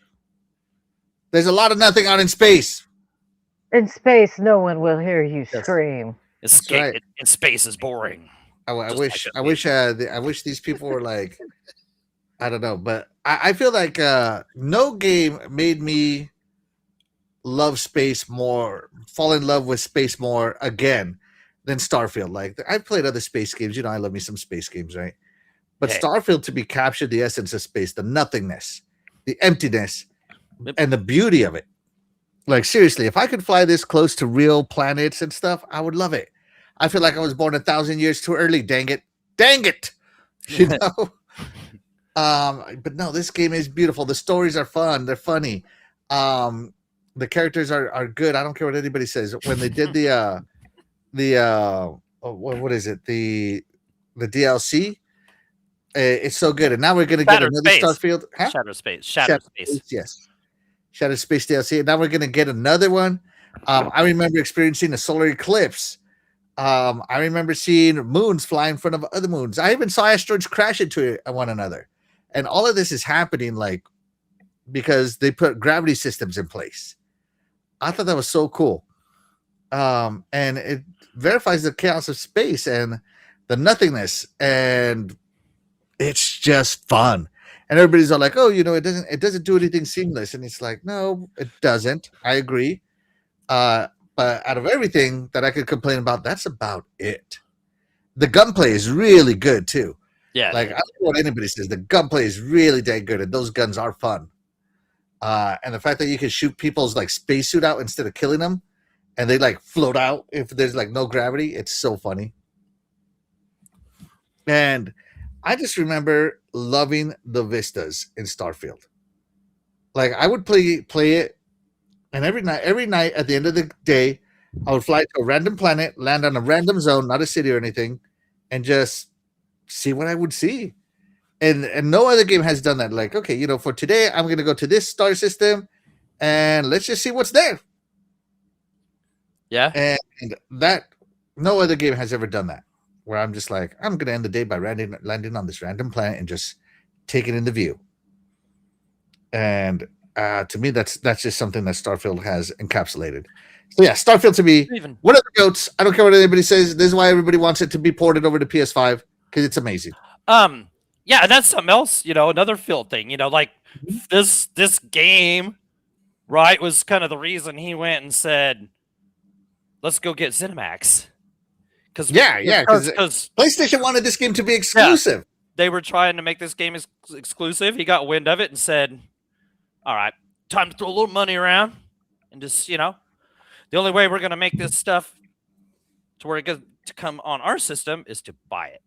Otherwise, it's not going to come to it at all, So, and this game still is, not even on there. So, but I'm sure it's going to go this year or whatever, and that's cool, So, but whenever it does, they'll have a banger, right? This game is amazing. But no, it is the scope of space it gets really is cool. I like to give you crap about it, but it was a cool game. I didn't play it near as much as but it's cool for what it was. But yeah, it is kind of in that lure of, like this game kind of was the, kind of the reason Phil kind of went and said, hey, let's go get ZeniMax. And that's right. Let's go get that Bethesda. Yeah. Let's go get this stuff, So yeah. I loved it. Good. That's all I got to say. I love this game. And then many people did. So. Mm-hmm.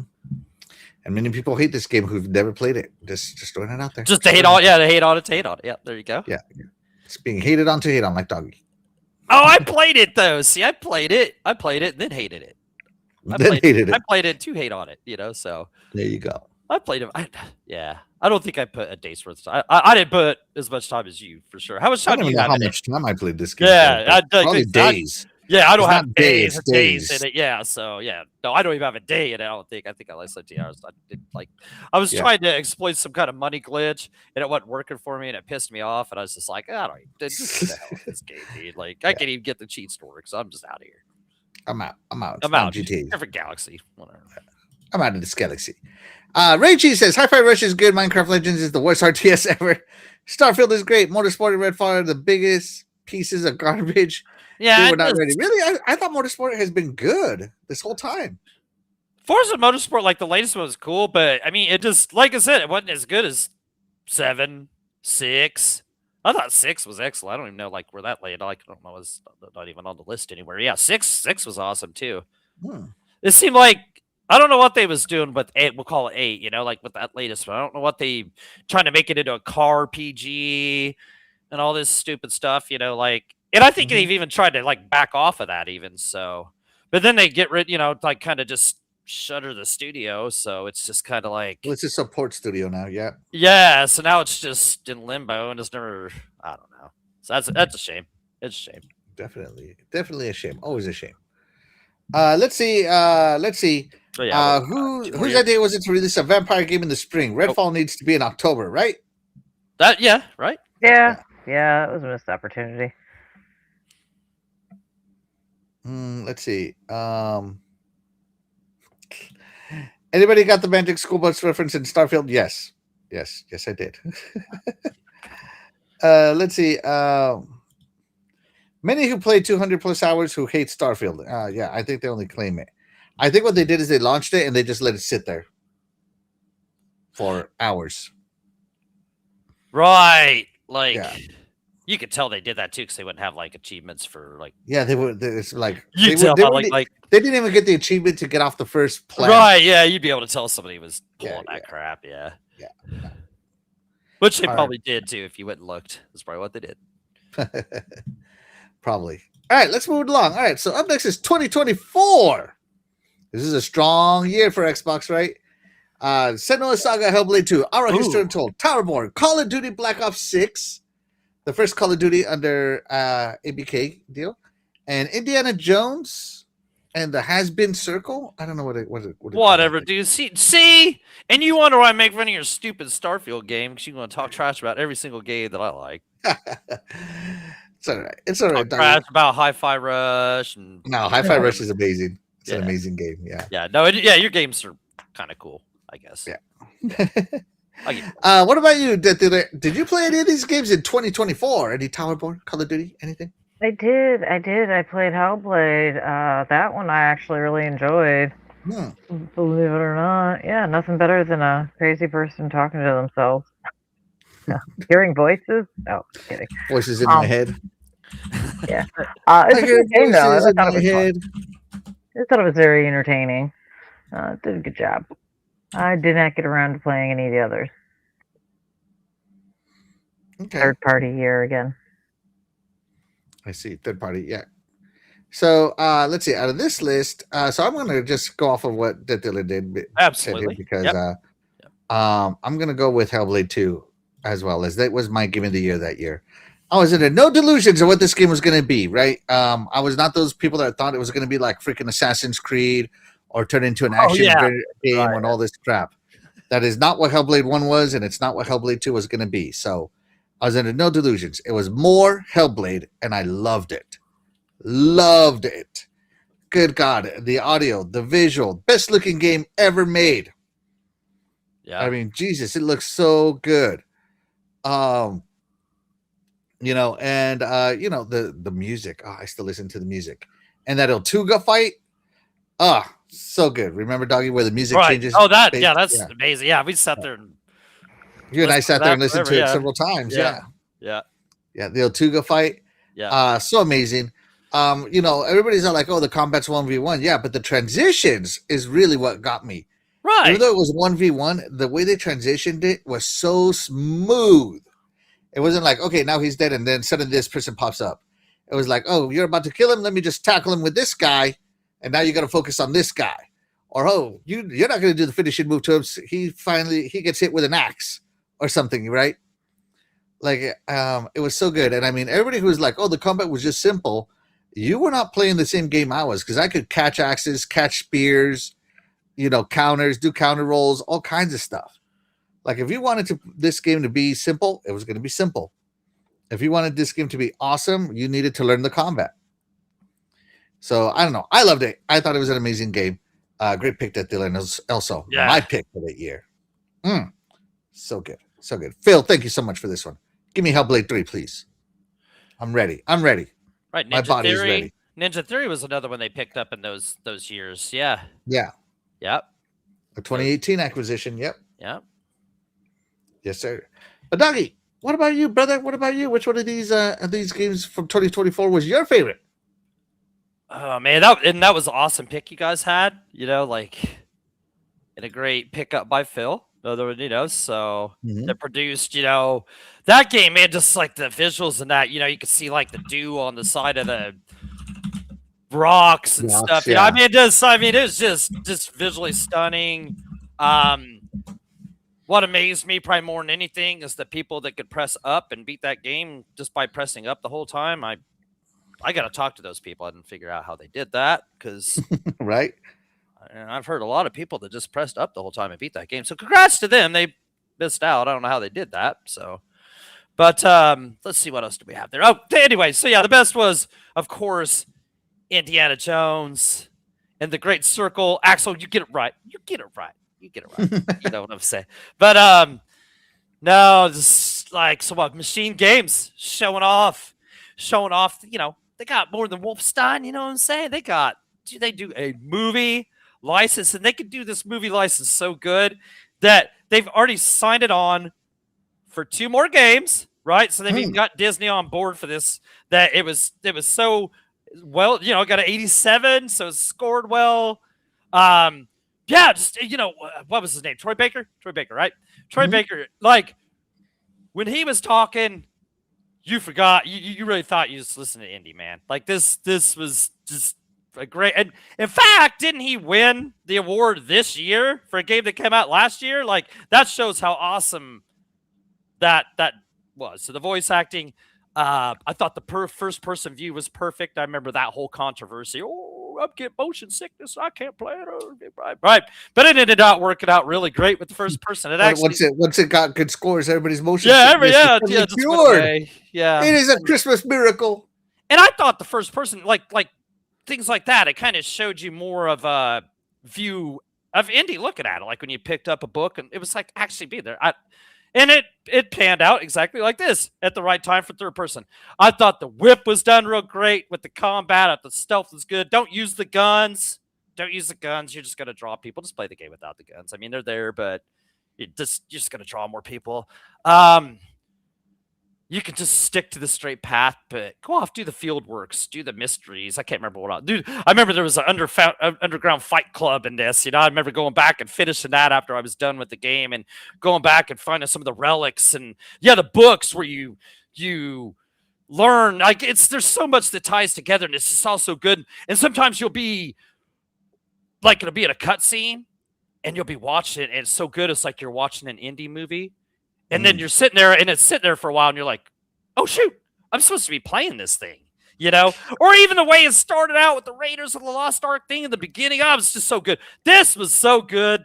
Like, and it just shows that, like, once again, it's kind of about film. It shows, like, how much more diversity and, like, the diversity of the Xbox portfolio that he brought, you know what I'm saying? The studios and that kind of stuff.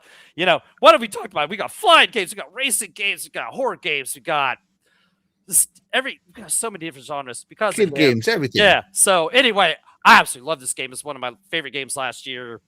Once again, if you haven't played it, it's on Game Pass. Play this too, because you're guaranteed to love it. It's so good. Fun story, Doggy. I actually finished this game. Did you? Heck yes. Yeah, I had installed the crap out of it to make room for another game. Dude, how did you not like this, man? Like, man. I literally installed it, but I wanted to play a different game. I never even launched it. Okay. So I never even launched it, Doggy. So even if you're not like an Indiana Jones fan, I still think I still think it's like this game, This is man. before Like, my time, man. Before my time. I said, just Let's check in with the chat, right? It's never before your time, Axel. You can play it anytime, baby. Anytime. And Space Stone will hear you stream, especially at the 2.5 hour mark when YouTube goes bonkers, right? Hard facts. Does it do it on this show too? Yeah, Richie, Glitzer, does it do it on this show too? I like Hellblade 2. In my opinion, it needs an arena mode where you fight endlessly all the enemies of the game until the game over and get a high score. That'd be cool. That would be cool. Shout out to Back from the Dead. Thank you so much for being here. You are the real MVP. Appreciate you. Thanks. Let's see. Hellblade 2 is one of those rare games that uses the 21:9 square screen format. Wow, that's cool. Yeah. Oh, it has the the bars. Yeah. I still need to finish the Indiana Jones game. It was fun. The handful of hours I played. Yeah, that's great. Oh yeah, it's an excellent game. Absolutely, excellent game. All right, so here we are. We're on to the last year of Phil's releases. Last year was the year of Obsidian with Avowed. Oh, yeah. You know, the Outer Worlds 2. They also released South of Midnight, Doom, the Dark Ages, and Gears of War Reloaded, another remake of the first one, but on the PlayStation. Getting them ready for the Gears of War E-Day cycle. So yeah, Death Dealer in 2025. Did you play any of these games? I did, as a matter of fact. I played South of Midnight. I enjoyed that game. Cool. Phil coming through for Death Dealer again. Yeah. Pleasantly surprised myself on that one. Who would have thunk it? I was pleasant. I was really excited about this game when they released the trailers for it and announced it. I was ever so grateful when they finally released it. It was definitely worth it, though. I mean, I like the soundtrack probably the best. Yeah, it was Southern Gothic, right? Yeah. Right. Yeah. It's real. I don't know. It's got a little bit of everything. It's interesting. I like it. Did you play it in the claymation style, or did you smooth it out? Oh yeah. Smooth it out. You smoothed it out. Okay. All right. So she added some moisturizer to this game. Did you play this game, Doggy? Oh, I did, man. I loved it. This is one of those that didn't outstay its welcome. That's what I liked about it. It's about 12, 15 hours, something like that. Awesome story. Main character was cool. I like the arena combat style of fighting. You know, it wasn't super deep fighting system, but hey, for me, that was cool. It's cool. Her traversal was cool. I liked, if I remember correctly, like she had that Weaver thing, and she could. By the end, you were kind of floating around feeling like Spider-Man in this thing, if I remember right. You know what I'm saying? I thought the traversal was pretty awesome in this. Like Death Dealer was saying, the music. Sometimes they had, like, when you was going to these bosses, some of this music would have lyrics and stuff, and this stuff was good. You know, this is like radio quality, good music. You know what I'm saying? The actual real, like, lore, Southern folktale lores that that they went with. You hear people like from the South, they're like, oh, I've heard about stuff like that. So that's cool how they did that. You know, this was just so well done. So no, Compulsion Games, another Phil for sure. Wouldn't have happened without Phil. This was so cool. Yeah, there's a traversal. Yeah, I remember that cool traversal. Yeah, this game was super fun to play, and I'm glad Death Dealer got to enjoy this. Yeah, Just looking at it makes me want to play it. Right, no, the traversal was fun. The combat's fun. There's nothing too stupid, over complicated. Just then the story flows. It doesn't overstay its welcome. Music's just great. Lovable main character. Yeah, great game. Fantastic pick, Death Dealer. Absolutely. I haven't played it, so I have no say so in it. Oh, but pause the show here. We got a super chat in from Splendiferous, $5. Death Dealer, read it away enthusiastically, happily. Will things change, or will they stay the same? If so, how much do you think Game Pass changes, or no change at all? I want to hear what you guys feel about this. All right, give us a minute, Splendiferous. You know what though? You paid. Let's talk about it for a minute. Yeah, thank you, Splendiferous. Thank you so much. Yeah. So with Phil Spencer retiring, there's no way things don't change. That's just the way it is, man. Not only Phil, but Sarah Bond leaving. and they're putting a girl who's an AI person in charge of gaming. Who they flaunted all her resume, but nothing in her resume said gaming. Nothing. So I have a feeling that, just like when PlayStation put Jim Ryan in charge and he just went after the money, and PlayStation seeing the repercussions of that, this girl is an AI girl. I fear that she will go after the AI stuff. She didn't say she's not going to do AI. She just said she doesn't want AI slop. Yeah. There's a difference. That's real good to say when your boss Satya just big AI he's all guy. in on AI. Ooh, right? I bet you love that. Yeah. I don't know. I understand it's a business. I get it, right? But I really feel that someone with relevant experience would be better. And not very many companies get a gamer to be the boss of their company anymore these days. Yeah. At a big, tall level. And so we were very spoiled by Phil Spencer because he was a gamer at heart. And so I think it will change. Game Pass, I think Game Pass is not going away. I think they will change it. As they always do every year. I think Call of Duty won't be in it next year. They're just going to change it. They always do. If they start pulling first party games out of Game Pass, I think they're going to lose subscribers big time. Oh yeah. You may as well. Yeah. You might as well just get rid of the service. Yep. And start giving away free games again. Like PlayStation does. Like pick games and give them away because otherwise, I'm sorry. Don't do that. Don't do that. Yeah. I'm not saying don't raise the price of it either, dummies. Don't. That's all right. But the rumor mill says that everybody's very excited about her being there.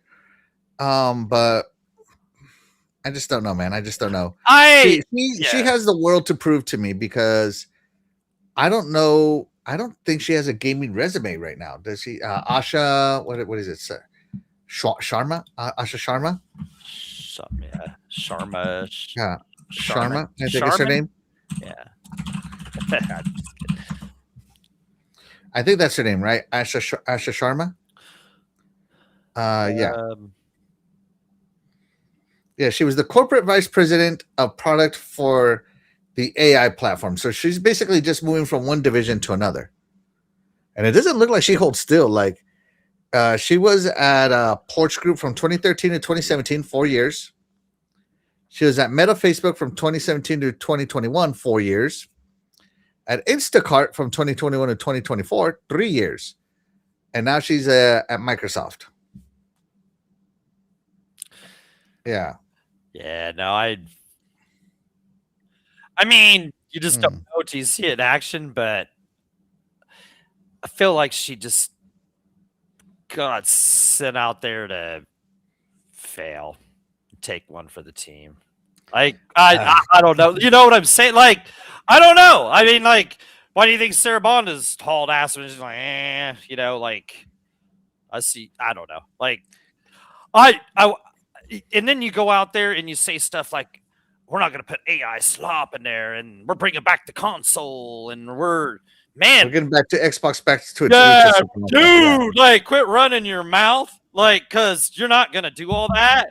You're still going to have to answer to Satya, and what the deal is when April comes around, when the layoffs come, we'll see what really comes out of all this, but because that's the problem. If it keeps going in a downward spiral, what is this Yeah, Phil was badass. What is she gonna say? What's she gonna do to go out there and say, hey, yeah, okay, this is losing money over year, but hey, I could do this like Phil did.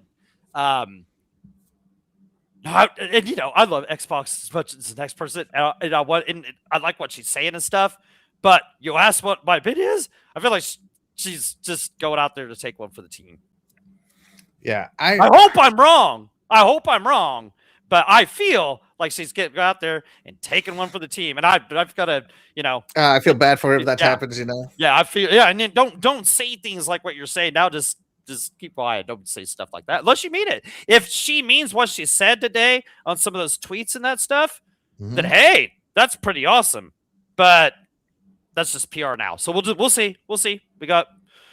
But yes, well, I thought, I feel like she's kind of taking one for the team there. Oh, dude. Unfortunately. Unfortunately, right? Not, but here's the thing. I love Xbox, but just with it. Do you have anything to say about her?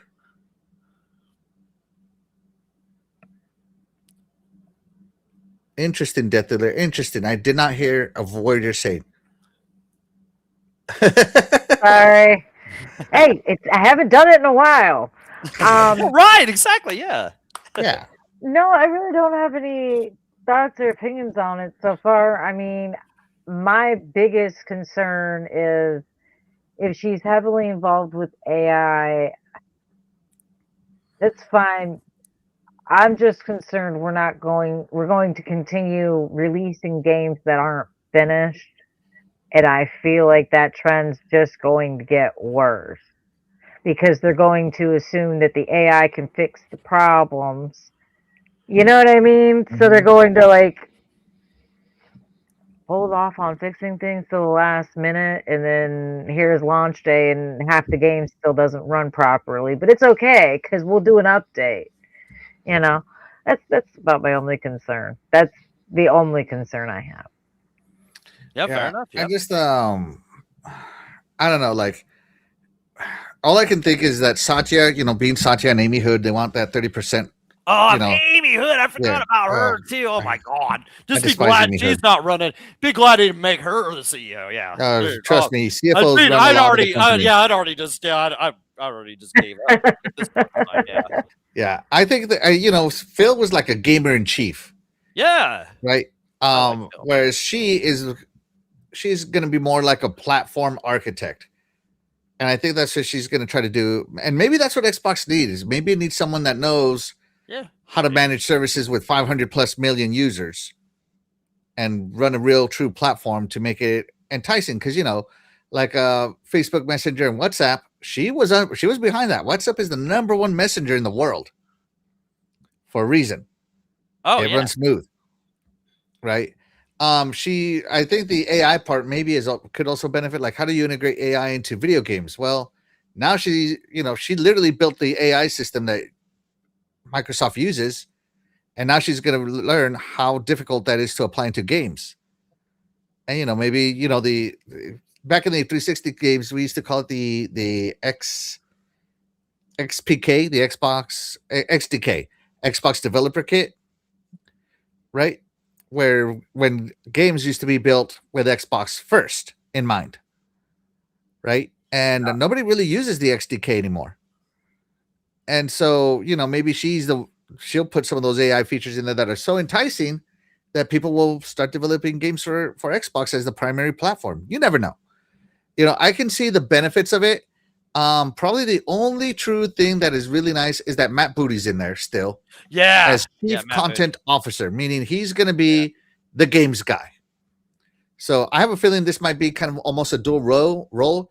She's going to be the architect of the platform, but Matt Booty's going to be the gaming side. And Booty can still go get the games from Japan, stuff like that, that Phil did. Right. Because Booty, don't make me say that these games are booty. Because if it wasn't for Phil, once again, I be playing these Final Fantasy games on Xbox, or a lot of these Square games, they still would have just believed on this whole thing. He went over there and said, hey, a buy is a buy, no matter where it is. You know what I'm saying? We got people here that'll buy these games. And remember, Matt Booty famously said, we're in a position where we could buy out our competition. So he is competitive. Exactly. Yeah. He is competitive. So you never know. And everybody wanted Phil Spencer gone. Remember that Fire Phil. Whether you were a PlayStation guy or an Xbox, that Fire Phil. I'm not going back to Xbox until Phil's gone. Stinking gone now. So everybody quit complaining and now find something else to bitch about because he's gone now. So let's see what happens. But I can say one thing is he was one heck of a CEO and one of the best ones there ever were and stuff. So, Sure, he made his mistakes and stuff, and he might have changed stuff, maybe some things for the worse, some for the better. But I don't know if Xbox would be around without him today. So, and if Xbox wouldn't have survived 2014 or 15 or whatever, who knows what gaming would be now? You know what I'm saying? Like, I don't know. You never know. I'm glad we don't have to figure that only out. because you paid $5 did we talk about that, but that's not really what we were focused on. Just letting you know. But that's cool. But thank you very much, Blake. But again, thank you so much. I hope you're having a great Friday night at work, as good as you can, so and I hope we're making it a little bit better for you. Thank you for being the super MVP. Appreciate you, buddy. Yeah. All right, let's see. Back from the dead. I had to break up South of Midnight into several PlayStation with how depressing some of the stories were. One of the best games this year in mechanics, music, and art style. Dang, I'm missing out. Yeah, the music's art style. Oh yeah, that was the other thing I was gonna say. Yeah, I left it on the claymation cut. What do they call that? The 23 frames or whatever. Yeah, I can't remember what the cut. What is that? Whatever the claymation style. Yeah, stop motion. So yeah, I left it on the stop motion, and I thought it played. I like the way the stop motion looked. You know what I'm saying? But to each their own on that. Like, you can change that. This was an excellent game. Like Beck said, great music, great story. Like, these were deep stories. Exactly. This was deep. This game was deep. So, nice. Yeah, great game. Split difference is different level of trust. Absolutely. Rachie says, just put a random janitor who works at Microsoft headquarters to be a Xbox CEO. Hey man, that's what I'm saying, dude. Honestly, that janitor probably makes more money than me. It's like they put some names in a hat, and like had a draw, and she won. Like, all right, get out there, take one. Absolutely, they did. She did. Let's see. Richie says the Gun King naming Jar Jar Binks General. That are my feelings. Yeah. Yeah, absolutely. Let's see. Back from the Dead says, good luck bringing Xbox back to the 360 glory days.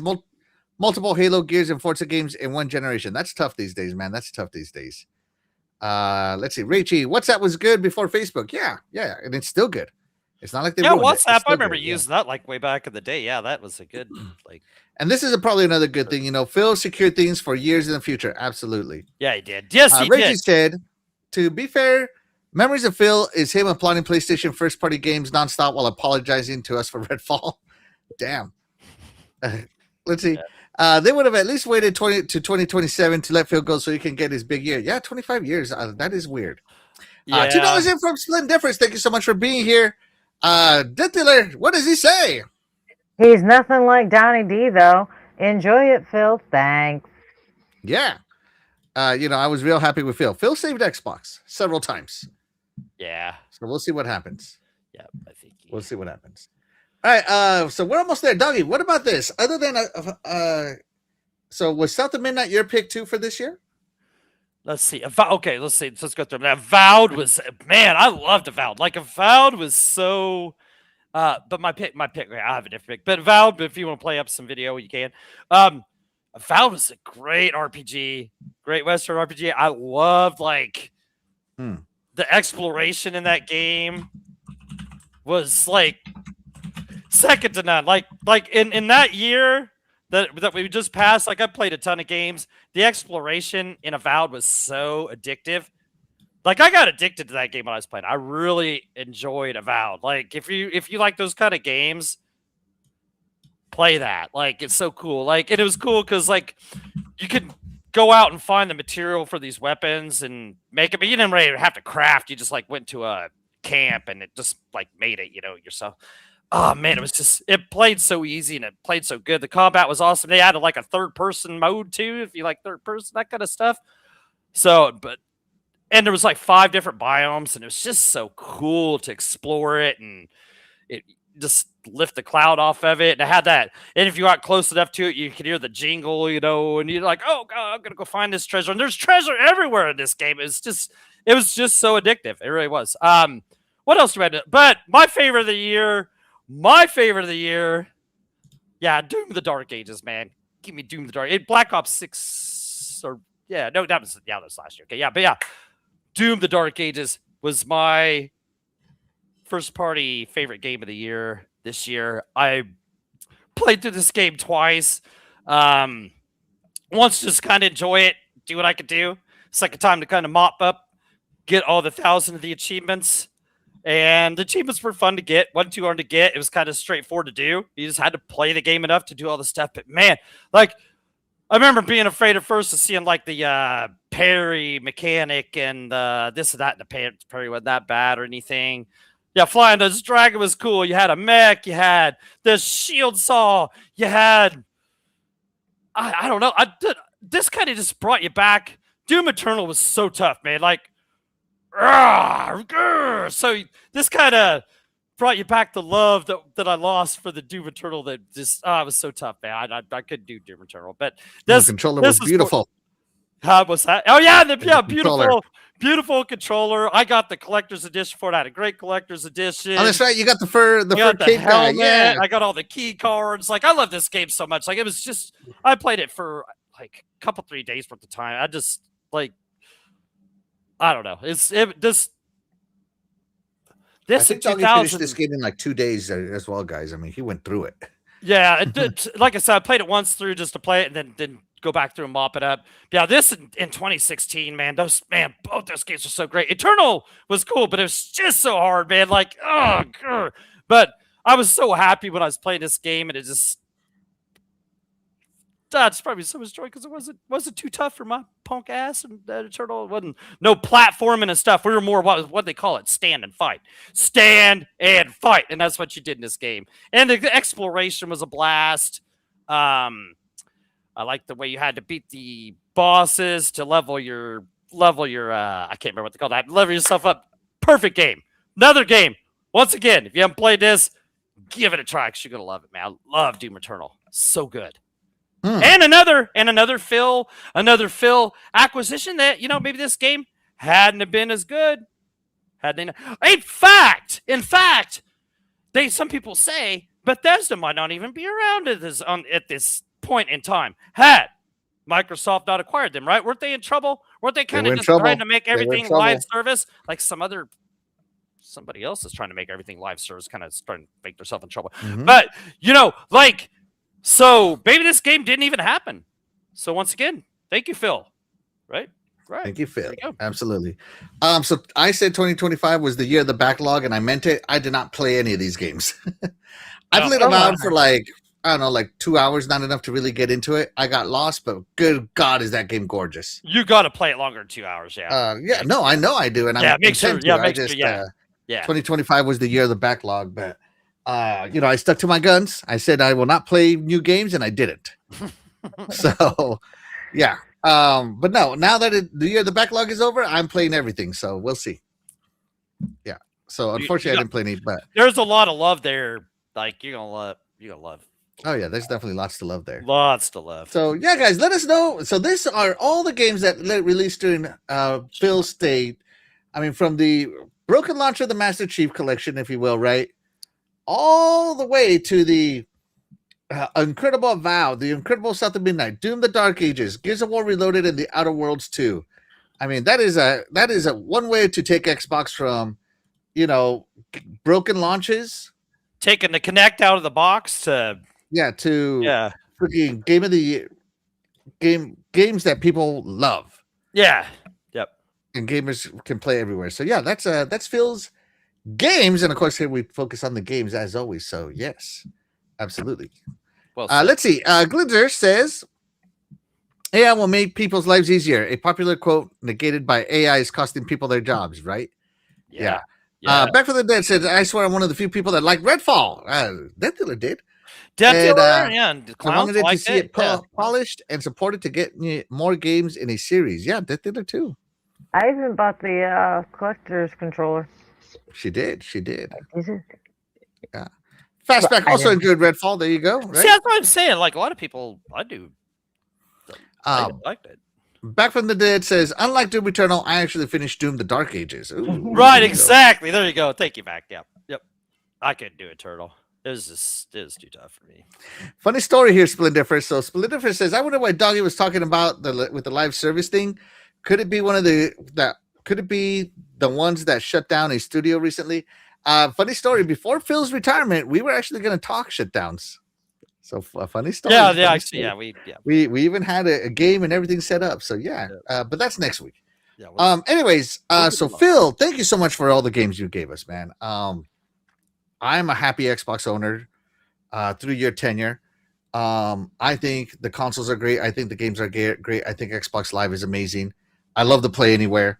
Do I agree with you? Your guys is putting everything on PlayStation and everything everywhere else. I don't. I think exclusives are still important, but that is literally the one thing where we disagree, right? And thank you for Flight Simulator. Flight Simulator has never looked so good. That's all I gotta say. And Xbox, they did use the power of the cloud on that one, and I loved it. Yeah, they did. Yeah. I don't think if Phil Spencer had the choice, he would have put games on PlayStation. But I could be wrong, but I will say thank you, Phil. One thing that Phil come up with, I'm sure this was his idea, and it'll live on for a long time. Thank you, Phil, for Game Pass. And while people might whine, they might bitch, I'll tell you what, man, I was renting games back in the 80s, man. So this doesn't, if I would have had Game Pass back in the 80s and 90s, man, my mom would have been so happy, man. We wouldn't even have had to win anywhere, man. I could have just played tons of games. So thank you for Game Pass. Thank you for getting us games from Japan. Thank you for those acquisitions. Thank you just for getting more games on the platform. Thank you for carrying. Yeah, I mean, like I said, you made mistakes along the way. Maybe some of that, maybe putting games on PlayStation was your thing, and you're making more money that way. But you had to do what the boss said. You had to make money, like you said. He even said, "I'm running a business that needs to make money," And sure, you ran out there and you said stuff that you knew that was crap, like the 4 games. But hey, what CEO of a big company hadn't blown the proverbial smoke up the old, what? So, hey, at least he did it with a little bit of flair, a little bit of style, and he saved a company. And I think, or at least I think I don't know. I think if it wasn't for Phil, I don't think Xbox would have been there. And even if it was, it wouldn't be in as good a shape it is now. Somebody said earlier in the chat, and I agree with them. I think that he's left him in a good place for years to come. So, yeah, we'll see where it goes. We can't. We'll just see.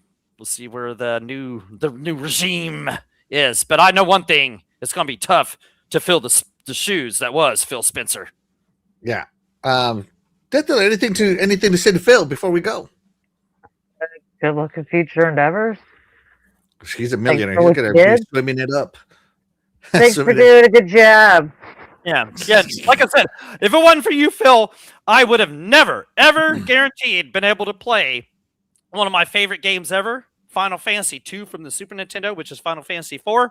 That would not be on Xbox today without you. So, right there. That's what I'm saying. He brought stuff. He looked beyond just, he looked beyond. Why did everybody want him fired? Because he was so good. You just wanted to see him fail. But, man, he lasted longer. He lasted longer than almost any. I think Phil is the longest longest gaming CEO ever. Yep, and he didn't last that long because he was some punk ass. So let's just, let's be real. At the Xbox 25th anniversary shindig, does Microsoft dare not have Phil Spencer there? I think they will. I mean, he left on good terms. Yeah, he should come out and open the show. Honestly, that's cool. Yeah. Phil saved the Xbox brand, the Xbox One brand. When everybody said they should get out, Phil convinced them to stay in. Yep. Phil convinced the bigwigs to spend some money. Open up the wallet. Start being the juggernaut you are. He convinced them to, open up Game Pass. Game Pass is amazing. Amazing. I love the service, right? Phil Spencer expanded Xbox Play Anywhere. Phil Spencer got Xbox into handhelds for the first time. Yes, yeah. For the first time. Phil Spencer, broke Xbox from out under Windows and put them at the same level as Windows. Yeah. There's so many accomplishments, and the bosses don't listen to you hey, you know what? I don't want to be his subordinate anymore. We need to be our own division. unless you're doing something right. And so, these are big shoes to fill. Phil's shoes are big shoes to fill. Yeah. Yeah, it's tough to fill the shoes filled by Phil. Yeah. That's right. But thank you, Phil. As an Xbox primary gamer, thank you so much. I love the games. I love what you did with the brand, and I love what you did with the platform. So thank you. Yeah, well said. And enjoy a long vacation with your family. Take in the sun. Play some games. Games. Yeah, play some. Hopefully, I see you on Xbox Live. Yeah. Still, Yeah, I'd be as a friend, punk man. Like Yeah. He outlasted Jimbo Ryan. He outlasted like 4 of their CEOs. He outlasted. Yeah. All right. With that being said, though, guys, that's going to do it for the show today. Hopefully, you guys enjoyed this show, because of course, we wouldn't be able to do this show without you guys, the chat, and that's why you guys, the chat, will always be the MVPs to all of the shows here on the Iconic Video Games channel. And with that being said, we are going to go ahead and get out of here. I'm Axel1324. I'm Death Dealer. And I'm Doggy Dog 420. And we will catch you guys next week. Bye, everybody. Later, guys.